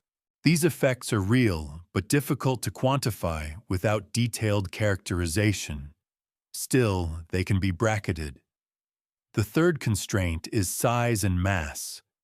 Like radiation pressure, thermal recoil is a force that scales with area while mass scales with volume. Therefore, acceleration scales with area-to-mass ratio. Small objects experience larger acceleration for a given recoil force. Low-density objects also do. Therefore, thermal recoil becomes more plausible for small, low-mass bodies. This again ties back to size constraints from thermal infrared observations and to plausible density ranges. For a kilometer-scale body, thermal recoil is usually too small to produce large accelerations over short time spans. For a small object, it can be larger. Another point is time dependence with distance. Absorbed solar power scales with 1 over distance squared. Therefore, thermal emission power also scales roughly with 1 over distance squared, though temperature changes complicate the exact scaling. This means thermal recoil should strengthen as the object approaches the sun. If an inferred acceleration strengthens in that way, and if the direction is consistent with the expected recoil given a plausible spin state, thermal recoil becomes more plausible. If the acceleration is constant or has a distance dependence inconsistent with absorbed power, thermal recoil becomes less plausible. Yet the relationship is not simple because the net recoil depends on thermal lag, which can change with temperature. As the object warms, the thermal wave penetrates deeper. The balance between conduction and radiation changes. Surface materials can change as volatiles begin to sublimate or as dust mantles form. These changes can alter thermal inertia. Therefore, thermal recoil can vary in non-trivial ways. In a conservative framework, this is treated as uncertainty rather than as an explanation by itself. A practical test for thermal recoil is to measure the light curve to infer rotation period and to estimate shape. If the rotation period is known, models can estimate plausible recoil magnitudes for reasonable thermal inertias. Another test is to measure the object's thermal emission, to constrain size, and to infer whether the surface is dusty or bare. Dusty surfaces often have low thermal inertia. Bare rocky surfaces can have higher thermal inertia. If the surface appears dusty, thermal lag effects can be stronger. If it appears rocky and conductive, they can be weaker. Another test is to check whether the inferred acceleration is consistent with a recoil that depends on rotation direction. For bound asteroids, the sign of the Yarkovsky drift depends on whether the rotation is prograde or retrograde relative to the orbit. For a hyperbolic passage, the geometry is different, but the concept remains. The direction of recoil depends on spin state. If the inferred acceleration direction can be matched by either rotation direction, the test is weak. If it requires an unlikely geometry, the mechanism is strained. Another practical consideration is the timescale. Thermal recoil effects in asteroids are often measured over years because the drift accumulates slowly. For an interstellar object, the observation window may be months, perhaps longer, if it remains observable. Detecting thermal recoil over months requires very precise astrometry and a small enough object. Therefore, if an acceleration is claimed early and is large, thermal recoil is unlikely to be the sole cause unless the object is extremely small. If the acceleration is small but persistent and is detected with high precision over a long arc, thermal recoil becomes more plausible. This again shows why sensational language can mislead. A small effect detected with careful method can be real and still be fully explainable. A large effect claimed on limited data is often revised. Thermal recoil also interacts with other mechanisms. If outgassing is present, it can change surface thermal properties by removing material and exposing new layers. Dust can settle and insulate. These changes can modify thermal recoil over time. Therefore, an orbit fit that captures an average acceleration could be reflecting a combination of outgassing and thermal recoil. Separating them requires additional constraints from gas detection and coma morphology. If no gas is detected and the object remains point-like, thermal recoil can be considered more seriously. But if gas or dust is detected, outgassing likely dominates. The conservative synthesis of this section is that thermal recoil is a real, well-understood force that can in principle produce transverse accelerations tied to rotation and thermal lag. It is bounded by the absorbed energy budget and by area-to-mass ratio. It becomes more plausible for small objects with low thermal inertia and slow rotation. It becomes less plausible for large objects or for accelerations that are too large compared with energy limits. It is tested through light curves, thermal measurements, and the distance dependence and direction of the inferred acceleration. It is therefore a second sunlight-driven mechanism that can relieve some strain when outgassing is not obvious. But it also comes with strong physical bounds that prevent it from becoming a catch-all. If scientists were truly out of explanations, it would mean that the inferred acceleration exceeds what outgassing radiation pressure and thermal recoil can provide within the object's constrained properties. Thermal recoil is one of the key mechanisms that must be ruled out before such a claim can be made, because it can hide behind a simple observational reality.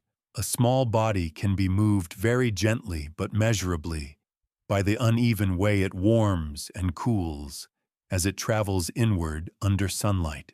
This section stays with the changing body because one of the quiet ways a non-gravitational signal can intensify is not that the force becomes stronger, but that the object becomes easier to move. Small bodies can evolve as they warm. They can shed material. They can fracture. They can fragment. They can also create dust environments that alter what is measured. These changes are conservative in the sense that they are common in comets and do not require unusual assumptions. They matter because acceleration is force divided by mass, and both force and mass can change with time. A body that loses mass while maintaining similar cross-sectional area increases its area-to-mass ratio. This makes radiation pressure and thermal recoil more effective and makes any outgassing thrust produce a larger acceleration for the same gas production rate. Therefore, a growing apparent acceleration could be produced by a shrinking effective mass. This can occur through steady erosion or through episodic shedding events. Erosion can happen when gas escapes from the surface and carries away fine particles. Even if gas production is low, it can remove loose grains over time. If the object has a porous structure, gas can escape from the interior through channels removing material and increasing porosity further. If the surface has a dust mantle sublimation beneath it, can create pressure and lead to venting events. Venting can remove chunks and open new active surfaces. These processes can reduce mass and reshape the object. Fragmentation is a more dramatic form. A nucleus can split into multiple pieces when internal stresses exceed material strength. Stresses can come from thermal gradients, from gas pressure, and from rotation. If jets produce torques, they can spin up the nucleus. Faster rotation increases centrifugal stress. If the body is weak, it can shed mass or break apart. This kind of evolution can change both the dynamical forces and the observational signatures. Dynamically, a smaller piece has less mass and can be accelerated more by the same forces. Observationally, fragmentation often increases brightness because it increases total scattering area. Many small fragments and dust grains have a much larger combined surface area than a single intact body of the same mass. This can produce a brightening that is not simply due to decreasing distance. It can also produce an extended coma. However, fragmentation is not always obvious. If fragments remain close and unresolved, the object may still appear point-like. If dust is produced but is compact and lies within the seeing disk, images may not show obvious extension. Yet the brightness distribution can shift, and that matters for astrometry.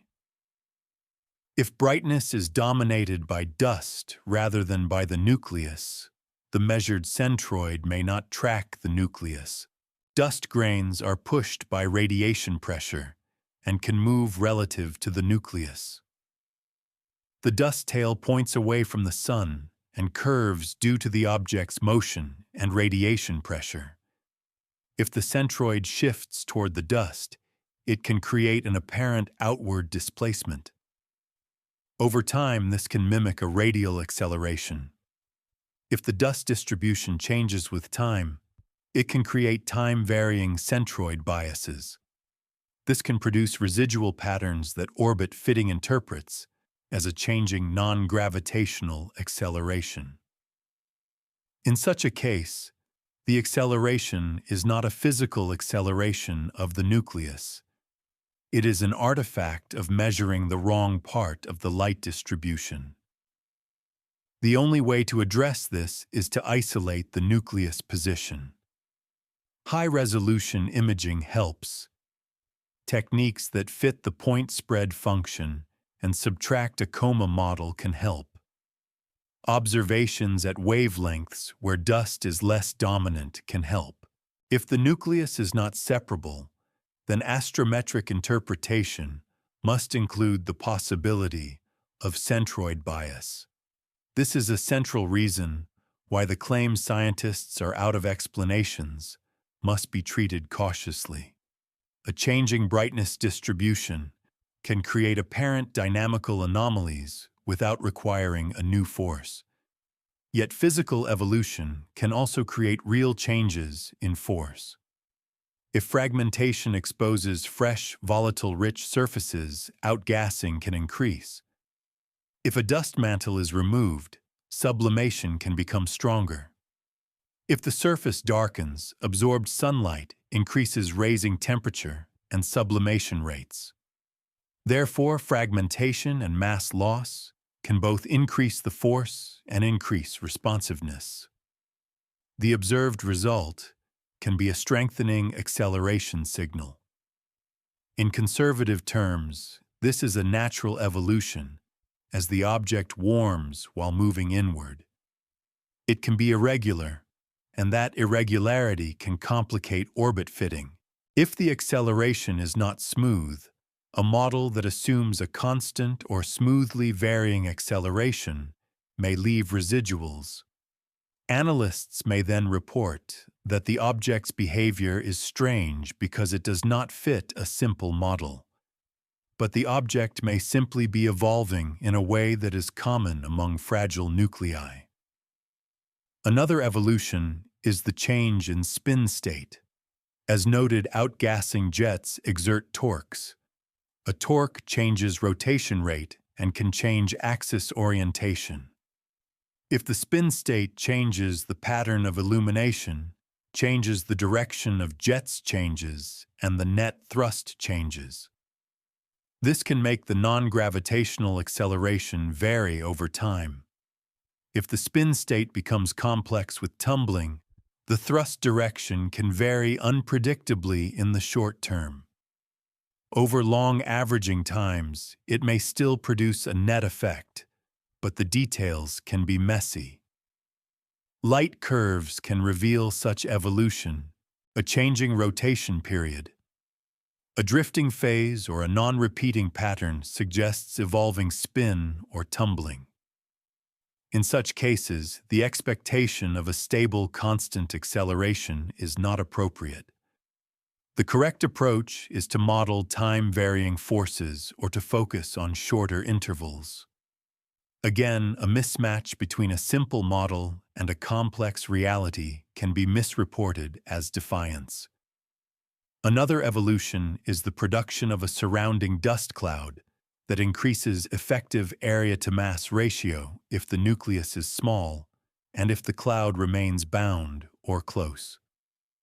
In most cases, dust is not bound and disperses, but within a short distance from the nucleus, dust can remain nearby and contribute to cross-section.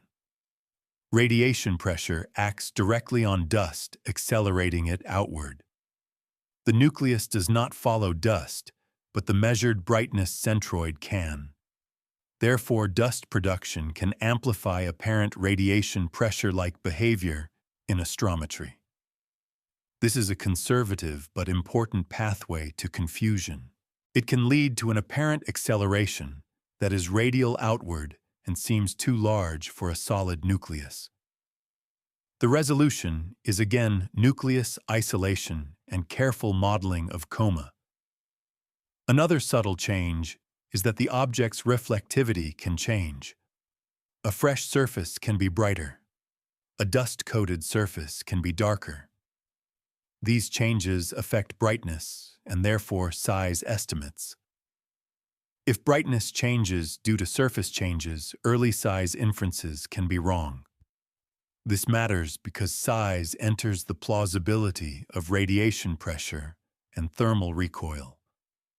If the object is assumed to be large when it is actually small, sunlight forces will be underestimated. Conversely, if it is assumed to be small when it is actually large, outgassing thrust requirements will be underestimated.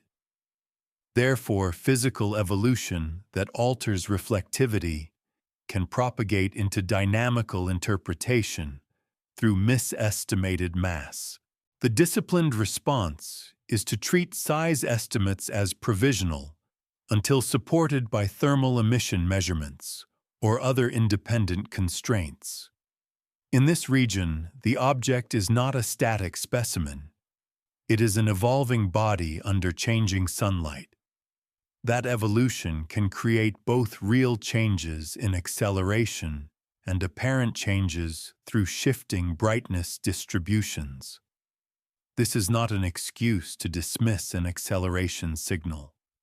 It is a reminder that the signal's interpretation must incorporate the possibility that the object is changing. If a robust, non-gravitational acceleration is confirmed, one must ask whether its magnitude and time dependence are consistent with a stable nucleus or with evolving mass and activity. If the acceleration strengthens while brightness increases and morphology suggests dust, the combination points toward activity and evolution rather than toward an unexplained force. If acceleration strengthens with no brightness change and no dust, the strain increases and other mechanisms become more central. In all cases, the conservative pathway remains: measure the nucleus position as cleanly as possible. Monitor brightness and morphology for signs of fragmentation or dust constrain size independently, and examine whether the acceleration parameters stabilize or vary. What looks like defiance can often be the natural consequence of a fragile body changing as it warms, combined with the fact that the measurement being fit is not the object itself, but the light it presents to telescopes.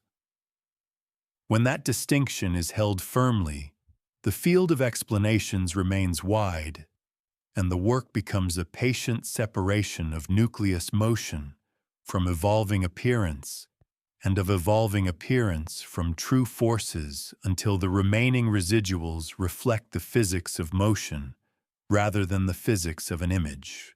This section stays with the environment around the object, because even if the nucleus experiences only small forces, the surrounding gas and dust can behave in ways that reshape what observers measure.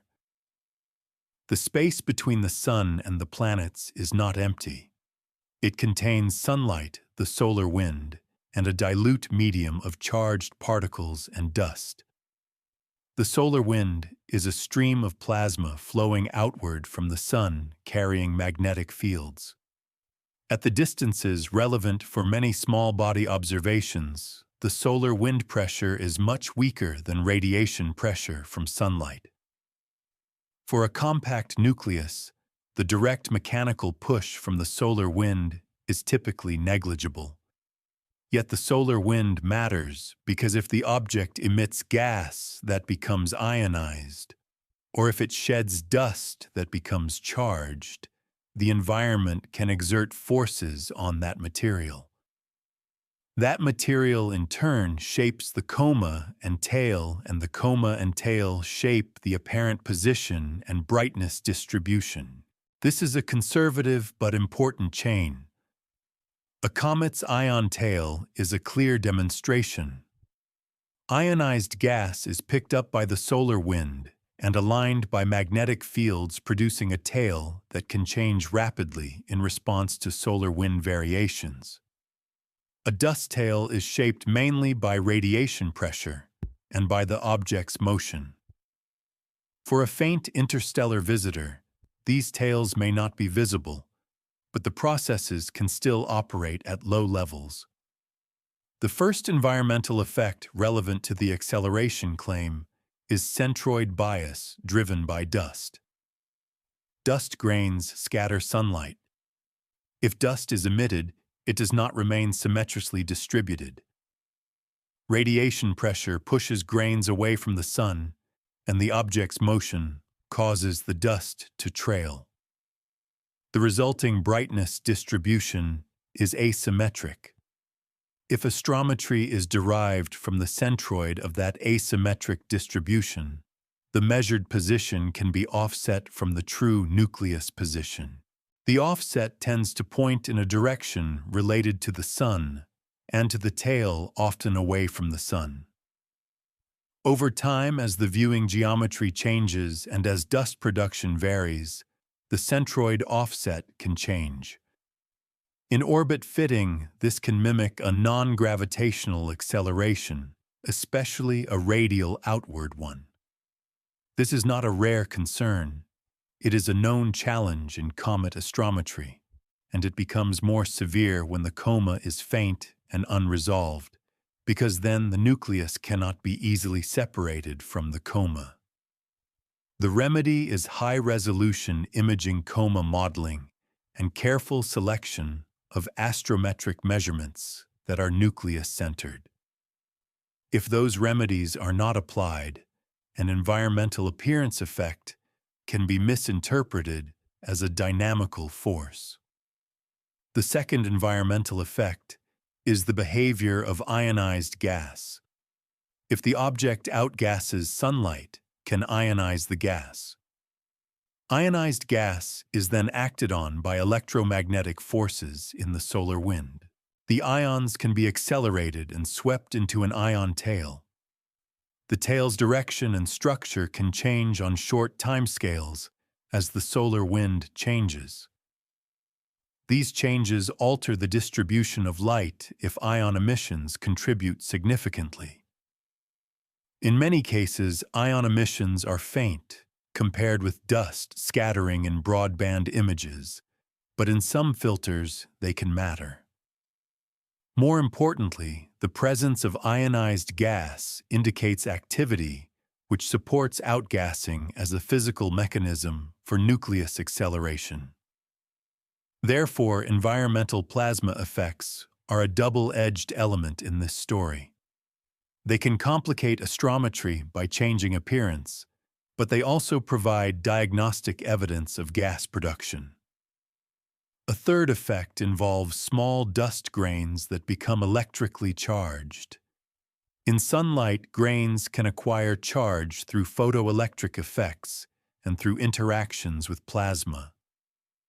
Charged grains can experience forces due to electric fields and magnetic fields.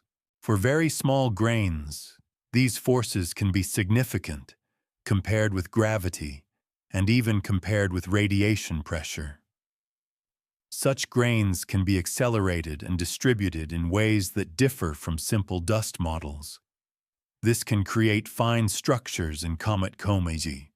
In a faint object, it can change the distribution of scattering material near the nucleus, and thus change the centroid. Again, the primary relevance is observational. It affects what is measured. It does not typically push the nucleus directly. Another environmental factor is the interplanetary medium, the tenuous gas and dust through which the object travels. Because the object's speed can be high on a hyperbolic trajectory, one might imagine a headwind producing drag. For a compact nucleus, the density of the medium is far too low for aerodynamic drag to matter. The drag force is negligible compared with other forces. For an extended coma, however, interactions with the medium and with the solar wind can shape the coma. Yet shaping is not the same as pushing the nucleus. The nucleus is too massive and too compact for these effects to dominate. Therefore, in conservative accounting, the environment is treated as a source of appearance modulation and a source of diagnostic signals, not as a primary driver of nucleus acceleration. That distinction matters because it guides what must be measured. If one wants to test whether an acceleration signal is real, one must reduce the influence of environment-driven centroid shifts. This can be done by choosing observation techniques that track the nucleus. If the object develops a coma, observers can use methods that fit the central condensation. If the object remains point-like, this is easier. But if the object is point-like only because the coma is unresolved, the challenge persists. Another test is to compare astrometry derived from different wavelengths. Dust scattering dominates visible broadband images. Infrared images can sometimes be more sensitive to the nucleus's thermal emission. If the nucleus position in infrared differs systematically from the optical centroid, that indicates coma bias. Space-based observations can also help because they avoid atmospheric seeing and can resolve subtle coma structures. Another environmental signature is brightness behavior during solar wind events. Comet ion tails can change during coronal mass ejections and other solar wind disturbances. If an object shows sudden changes in morphology or an ion emission, coincident with such events, that supports the presence of ionized gas. This is not necessary for the acceleration story, but it provides context for activity. If the object truly shows no activity, such signatures will be absent. But again, absence can reflect detection limits. A disciplined approach would not claim that no activity exists without specifying the depth of observations and the limits achieved. The environmental region also includes the idea of induced fields and bow shocks around active comets. When a comet produces enough gas, it can create a region where the solar wind is deflected. This is a complex plasma interaction. It can be studied with spacecraft, but is rarely accessible from Earth-based observations for distant, faint objects. For the purposes of this documentary, the main relevance is that plasma interactions can be strong in the coma, even when the nucleus remains small. This again emphasizes that the environment can be active while the nucleus remains a faint point. The central conservative lesson of this section is that the environment can easily create apparent anomalies in measured position because astrometry measures light, not mass. Dust and ions are light carriers. They are responsive to sunlight and to the solar wind. They can shift and reshape on timescales comparable to the cadence of observations. When that happens, a gravity-based orbit fit can show residual patterns that look like a small, non-gravitational acceleration. If one takes those residuals at face value without isolating the nucleus, one can conclude that the object is being pushed in a way that is hard to explain. In reality, the nucleus might be following gravity plus modest outgassing, while the observed centroid is moving because the coma is changing. Therefore, before declaring that scientists are out of explanations, the environmental path must be closed off as a source of measurement bias. This is done by combining deep imaging for coma detection, spectroscopy for gas detection, and astrometry that is explicitly nucleus-centered. If after those steps, a non-gravitational acceleration remains, then the environment has served its role as a diagnostic and has been accounted for. If the acceleration vanishes, then the environment was the explanation, not a mystery. Either way, the environment is part of the outer to inner story, because it is the layer between the nucleus and the observer, and it can turn a small, ordinary physical process into an apparent defiance when the only thing being tracked is the shifting center of light. This section moves inward to the object's rotation and shape, because these internal properties control how external forces average out and how stable any inferred acceleration should be. Rotation is almost universal among small bodies. It is set by the history of formation and collisions, and by later torques. Shape is often irregular, set by accretion, fragmentation, and erosion. Together, rotation and shape determine three things that matter directly for the acceleration question: how much sunlight is intercepted, how heat is stored and released, and how any jet or vent sweeps through space. They also determine what observers see in the light curve, which is one of the main indirect constraints available for distant objects. A light curve is a record of brightness over time. If brightness changes periodically, it often indicates rotation. The amplitude of brightness variation can indicate elongation or strong surface albedo patches. A highly elongated object presents a large cross-section at some rotation phases and a smaller cross-section at others, producing a large amplitude. A more spherical object produces a smaller amplitude unless its surface reflectivity varies strongly. For a faint interstellar object, extracting a light curve is difficult. Measurements have noise. Atmospheric conditions vary. Yet with enough nights and careful calibration, periodicities can be found.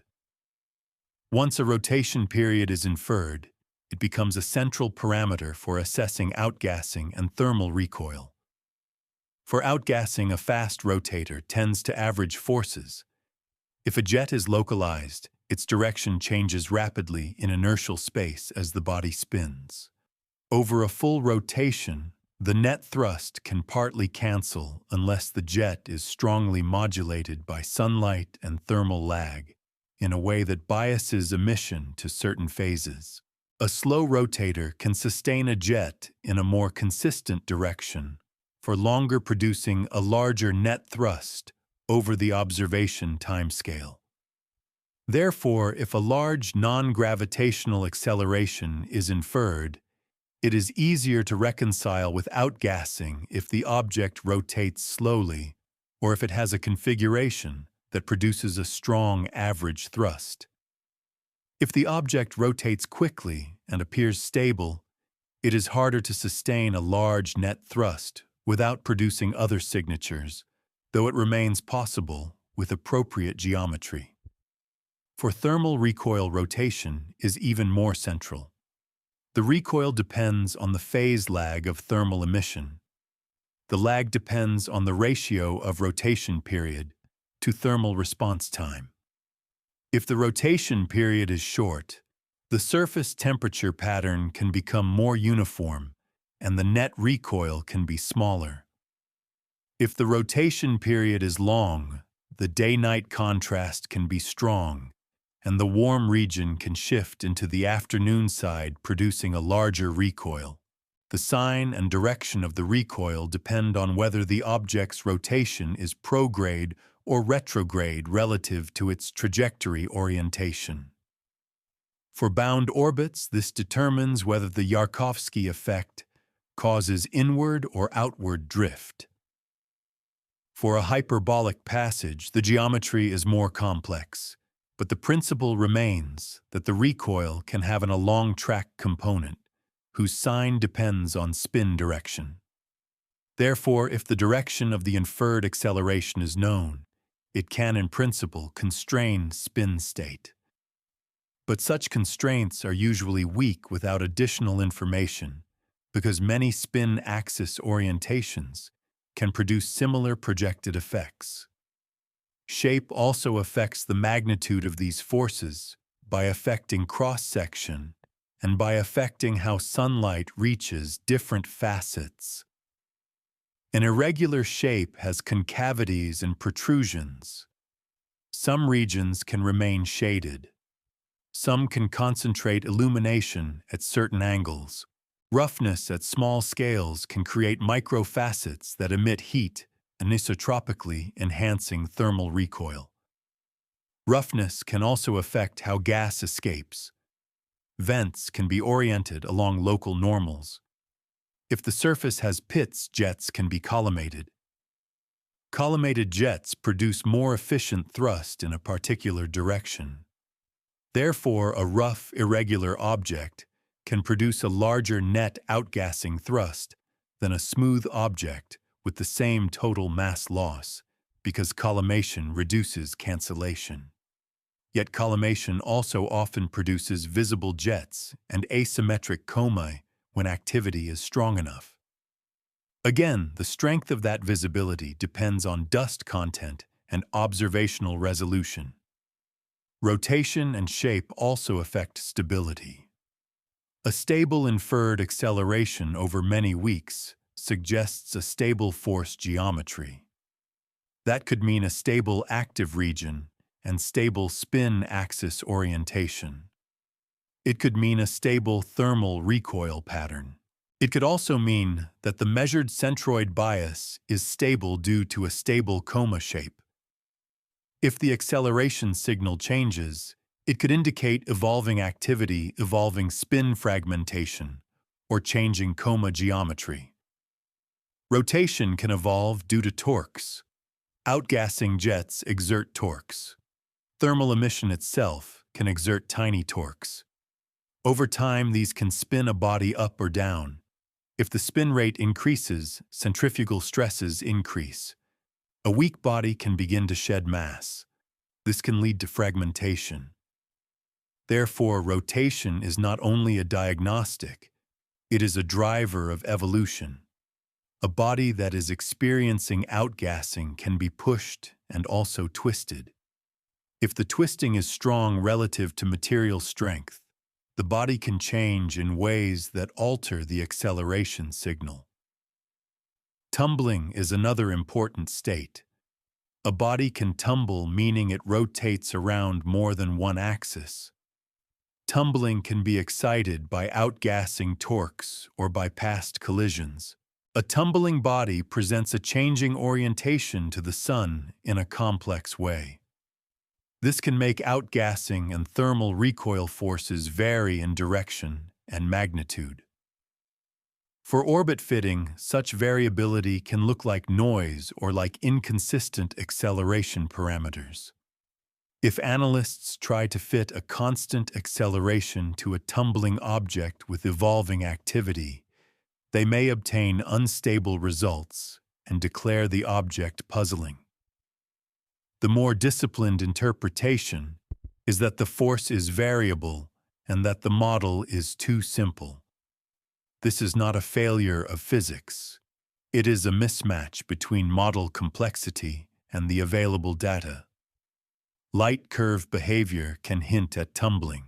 If the brightness variations are not strictly periodic, or if the period changes over time, tumbling or evolving spin is suggested. If the amplitude changes, the viewing geometry or the coma contribution may be changing. All of these can inform how much confidence to place in an inferred acceleration. Rotation and shape also tie into the radiation pressure discussion. Radiation pressure depends on projected area. An elongated object with large amplitude light curve variations might have a cross-section that varies widely. The average cross-section depends on spin state. If the object is oriented in a way that presents a large area to the Sun over long intervals, radiation pressure could be larger than for a randomly oriented object of the same mass. If the object is oriented, edge-on radiation pressure could be smaller. For a tumbling object, the average may change over time. Again, the uncertainty is real. The best way to reduce it is to measure the light curve and infer shape and rotation. In a conservative roadmap, rotation and shape measurements serve two roles. They provide input parameters for physical models of outgassing and thermal recoil, and they provide a check on whether a stable acceleration signal is plausible. If the object's spin state is stable and slow, a stable net thrust is more plausible. If the object's spin state is complex and evolving a constant acceleration model is less appropriate. In such a case, claims of defying comet physics should be rephrased as the object's non-gravitational behavior is time variable and requires a more detailed model, which is a common situation in comet dynamics when activity changes. This section therefore narrows the story inward. It does not decide which mechanism is correct. It clarifies that whichever mechanism is correct must pass through the filter of the object's internal geometry and rotation. Without that filter, the link between a small inferred acceleration and a physical cause remains loose.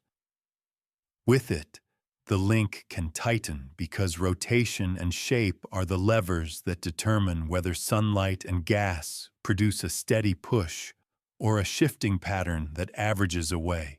In the end, the most reliable claims are those that align the dynamical inference with the light curve evidence showing that the observed variability in brightness, if any, is consistent with the stability or variability of the inferred acceleration, and that the object's internal state supports, rather than contradicts, the conservative physics that turns weak sunlight and small mass into measurable drift. This section stays with what observations can decide, because the difference between a strained explanation and an absent explanation is usually a missing constraint. The most decisive constraints are the ones that break degeneracies. Outgassing radiation pressure and thermal recoil can all produce small accelerations. Dust and coma can bias astrometry. Size and mass are uncertain. Rotation state is uncertain. To move from headline language to a bounded physical account, observers need a set of measurements that connect the dynamical inference to the object's physical properties. The first is deep imaging aimed at coma detection and morphology. A point-like appearance in a quick image is not a strong statement. It can reflect limited signal-to-noise and atmospheric seeing. Deep imaging with a large telescope can detect faint extended emission around the nucleus by comparing the object's profile to nearby stars. If the object's profile is broader than stars, a coma is present. If a coma is present, its shape can be studied. A symmetric coma suggests more isotropic activity. An asymmetric coma suggests jets or tail formation. A tail direction relative to the sun can indicate whether dust is being pushed by radiation pressure. Repeated imaging over time can reveal changes and can show whether any asymmetry is stable or variable. This matters because centroid bias depends on asymmetry. If an acceleration signal is inferred, one can ask whether the direction of residuals correlates with tail direction. If it does, centroid bias becomes a strong suspect. If it does not, a true nucleus acceleration becomes more plausible. High-resolution imaging using space telescopes or adaptive optics when feasible can further isolate the nucleus. Even without full resolution, careful modeling of coma brightness can help estimate nucleus position. The second decisive constraint is spectroscopy. Spectroscopy searches for gas species. In the optical comets can show emission bands from radicals produced by photodissociation of parent molecules, and they can show ion emissions. In the infrared, parent molecules such as carbon monoxide and carbon dioxide can be targeted more directly. The choice of wavelength matters. A non-detection in one band may not be meaningful if the dominant species emits in another. Therefore, a careful program uses the most appropriate bands for the expected volatiles at the object's distance. Spectroscopy yields either detections or upper limits. Upper limits are powerful because they can be converted into limits on gas production rates. Those limits can then be used in momentum accounting. If an orbit-implied acceleration requires a gas production rate above the upper limit, outgassing is strained. If it requires a rate below the limit, outgassing remains plausible. Spectroscopy also helps distinguish between gas-rich and dust-rich activity which affects how coma brightness translates into mass loss. The third decisive constraint is thermal infrared observation. Thermal emission provides a route to size that is less dependent on reflectivity than visible brightness. An object of a given size at a given distance will emit a certain amount of infrared radiation depending on its temperature and thermal properties. By measuring that emission and combining it with reflected light, one can estimate an effective diameter and an albedo. This breaks the size albedo degeneracy. It also provides clues about thermal inertia. If size is constrained to be large, radiation pressure and thermal recoil become less effective, and outgassing must carry more of the explanation. If size is constrained to be small, sunlight forces become more plausible. Thermal observations are challenging for faint, distant objects, but they become more feasible as the object approaches and brightens. The fourth constraint is precise nucleus-centered astrometry over a long arc. This is the core of the acceleration inference. The longer the arc, the less the orbit can absorb discrepancies by adjusting elements. The longer the arc, the more the direction and time dependence of any acceleration can be distinguished. Precision improves as the object brightens and as more observatories contribute. Space-based astrometry can be especially valuable because it reduces seeing and can provide stable reference frames. But even ground-based astrometry can be sufficient if reductions are careful and if coma effects are accounted for. A key practice is to analyze residuals by observatory and by reduction pipeline to look for systematics.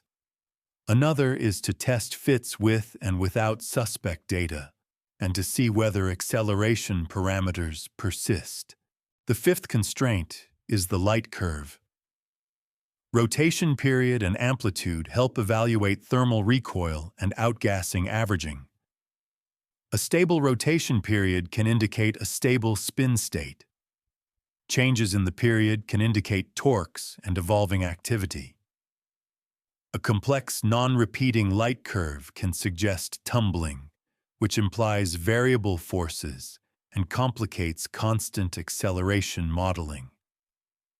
Light curves are obtained through repeated photometry, which can often be done with smaller telescopes once the object is bright enough, making it a practical way to gather dense time coverage. The sixth constraint is color and polarization. Color measurements can indicate whether the surface is reddened by space weathering or whether dust contributes.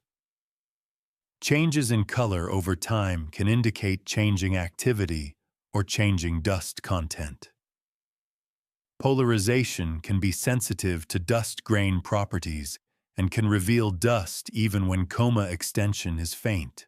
These measurements are less direct than spectroscopy and thermal emission, but they add context and can support or weaken the idea that dust is influencing the observed light distribution and thus astrometry. The seventh constraint is consistency across physical budgets. Energy and momentum accounting provide conservative checks. For outgassing, sunlight provides the energy and latent heat provides the cost per unit mass loss. For thermal recoil, absorbed energy sets a maximum momentum flux. For radiation pressure, the solar flux sets the momentum flux. These budgets can be combined with size constraints to bound possible accelerations. If the inferred acceleration exceeds what these budgets allow by a large factor, then either the inferred acceleration is wrong, the size is wrong, or an additional mechanism is required. If the inferred acceleration lies well within the budgets, conservative mechanisms remain sufficient. The point is not to produce a single number, but to ensure that any proposed mechanism does not violate basic conservation limits. In practice, the resolution of such cases often comes from convergence. As the arc lengthens the orbit and any acceleration terms stabilize. As imaging deepens, coma limits become more stringent or activity becomes visible. As spectroscopy accumulates, gas limits tighten or detections appear. As thermal measurements constrain size, sunlight force plausibility becomes clearer. As the light curve reveals rotation, thermal recoil models become more specific. With each added constraint, the range of explanations narrows. The headline claim that scientists are out of explanations is therefore a statement about a future state of constraint, not an immediate conclusion. The conservative approach is to say that explanations are under test, and that the deciding evidence will come from these observational channels. If the object shows gas emission consistent with the required thrust, outgassing is sufficient. If it shows no gas and is small, sunlight forces can be sufficient. If it shows dust that biases astrometry, the acceleration may be partly apparent.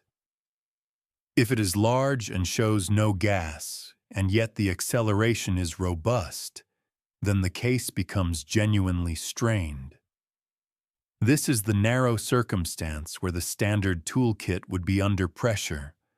But even then, the correct next step would still be to seek additional constraints, because many apparent anomalies have been resolved by improved measurement rather than by new physics.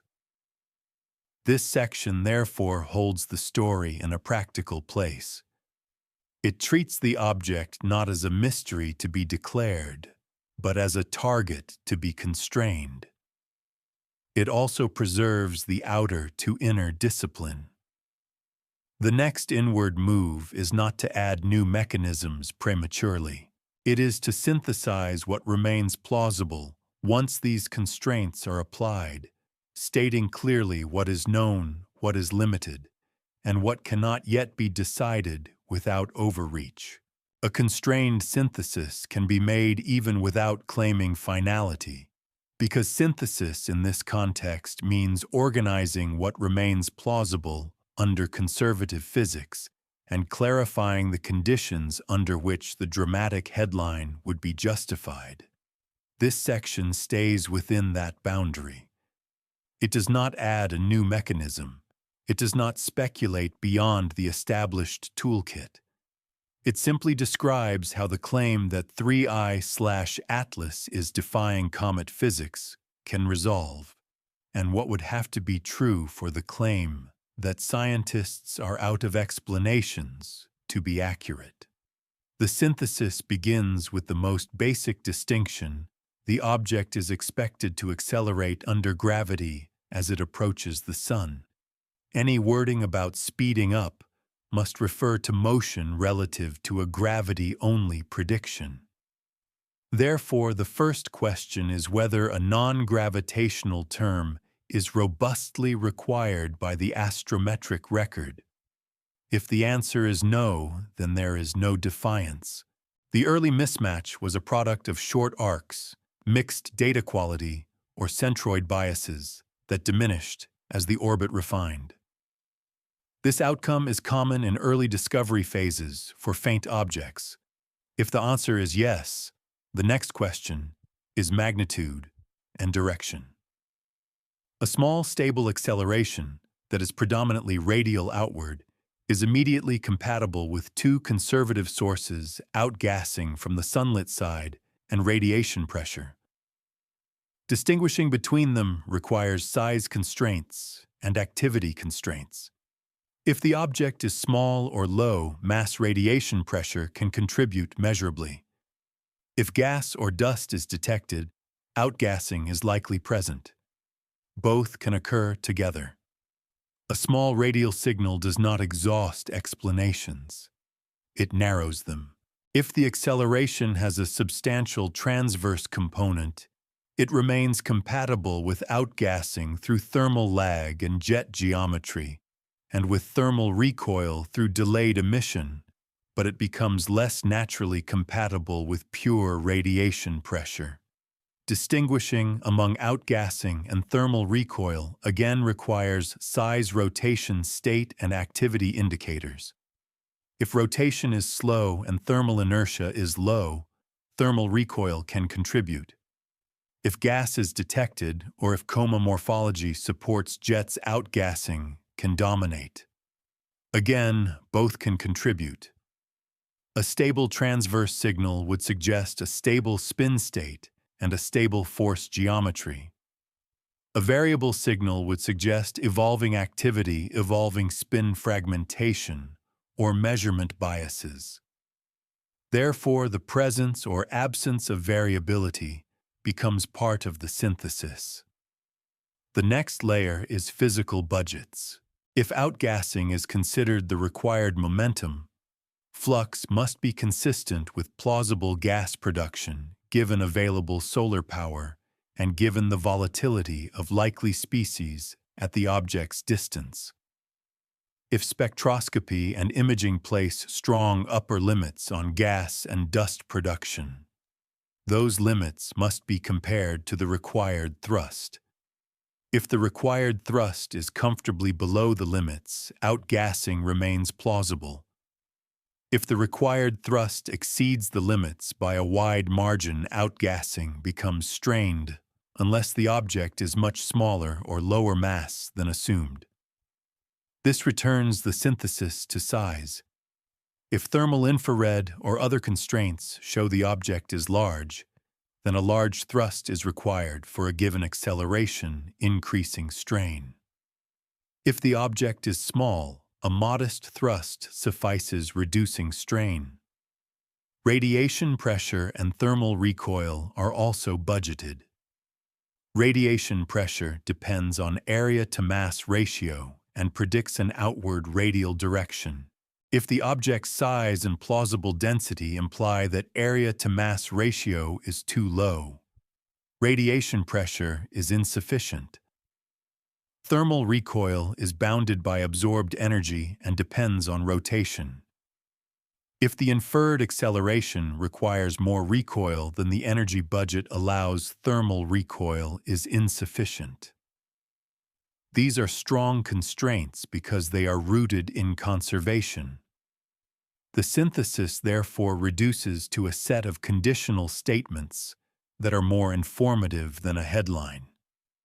If robust acceleration exists and activity is detected at levels that can supply the required momentum, then the object is not defying comet physics. It is exhibiting comet physics under an interstellar provenance.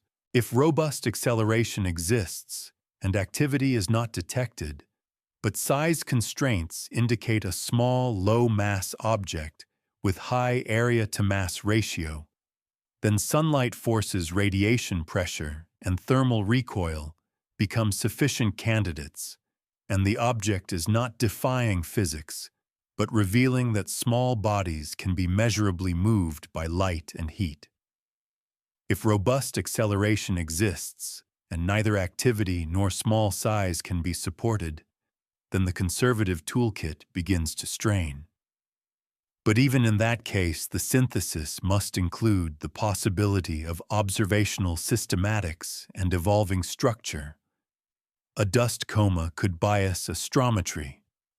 A fragment cloud could shift the centroid. A changing spin state could create variability that is poorly captured by a simple model.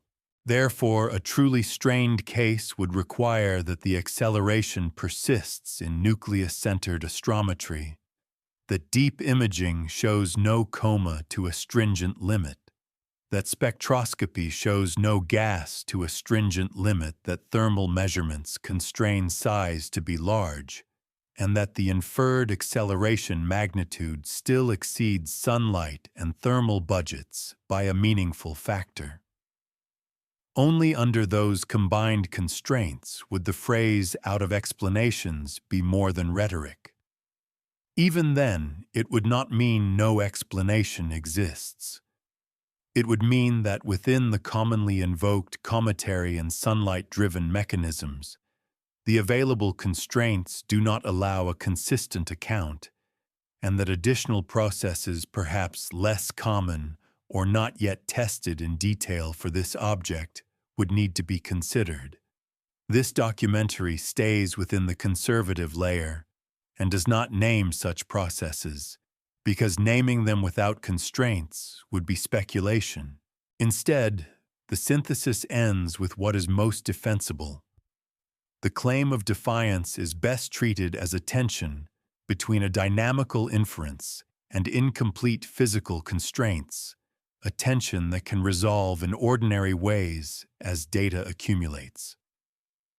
The most common resolutions are improvements in astrometry and clearer detection or stronger limits on activity. The interstellar label makes the object rare in human catalogs, but rarity does not make ordinary forces disappear.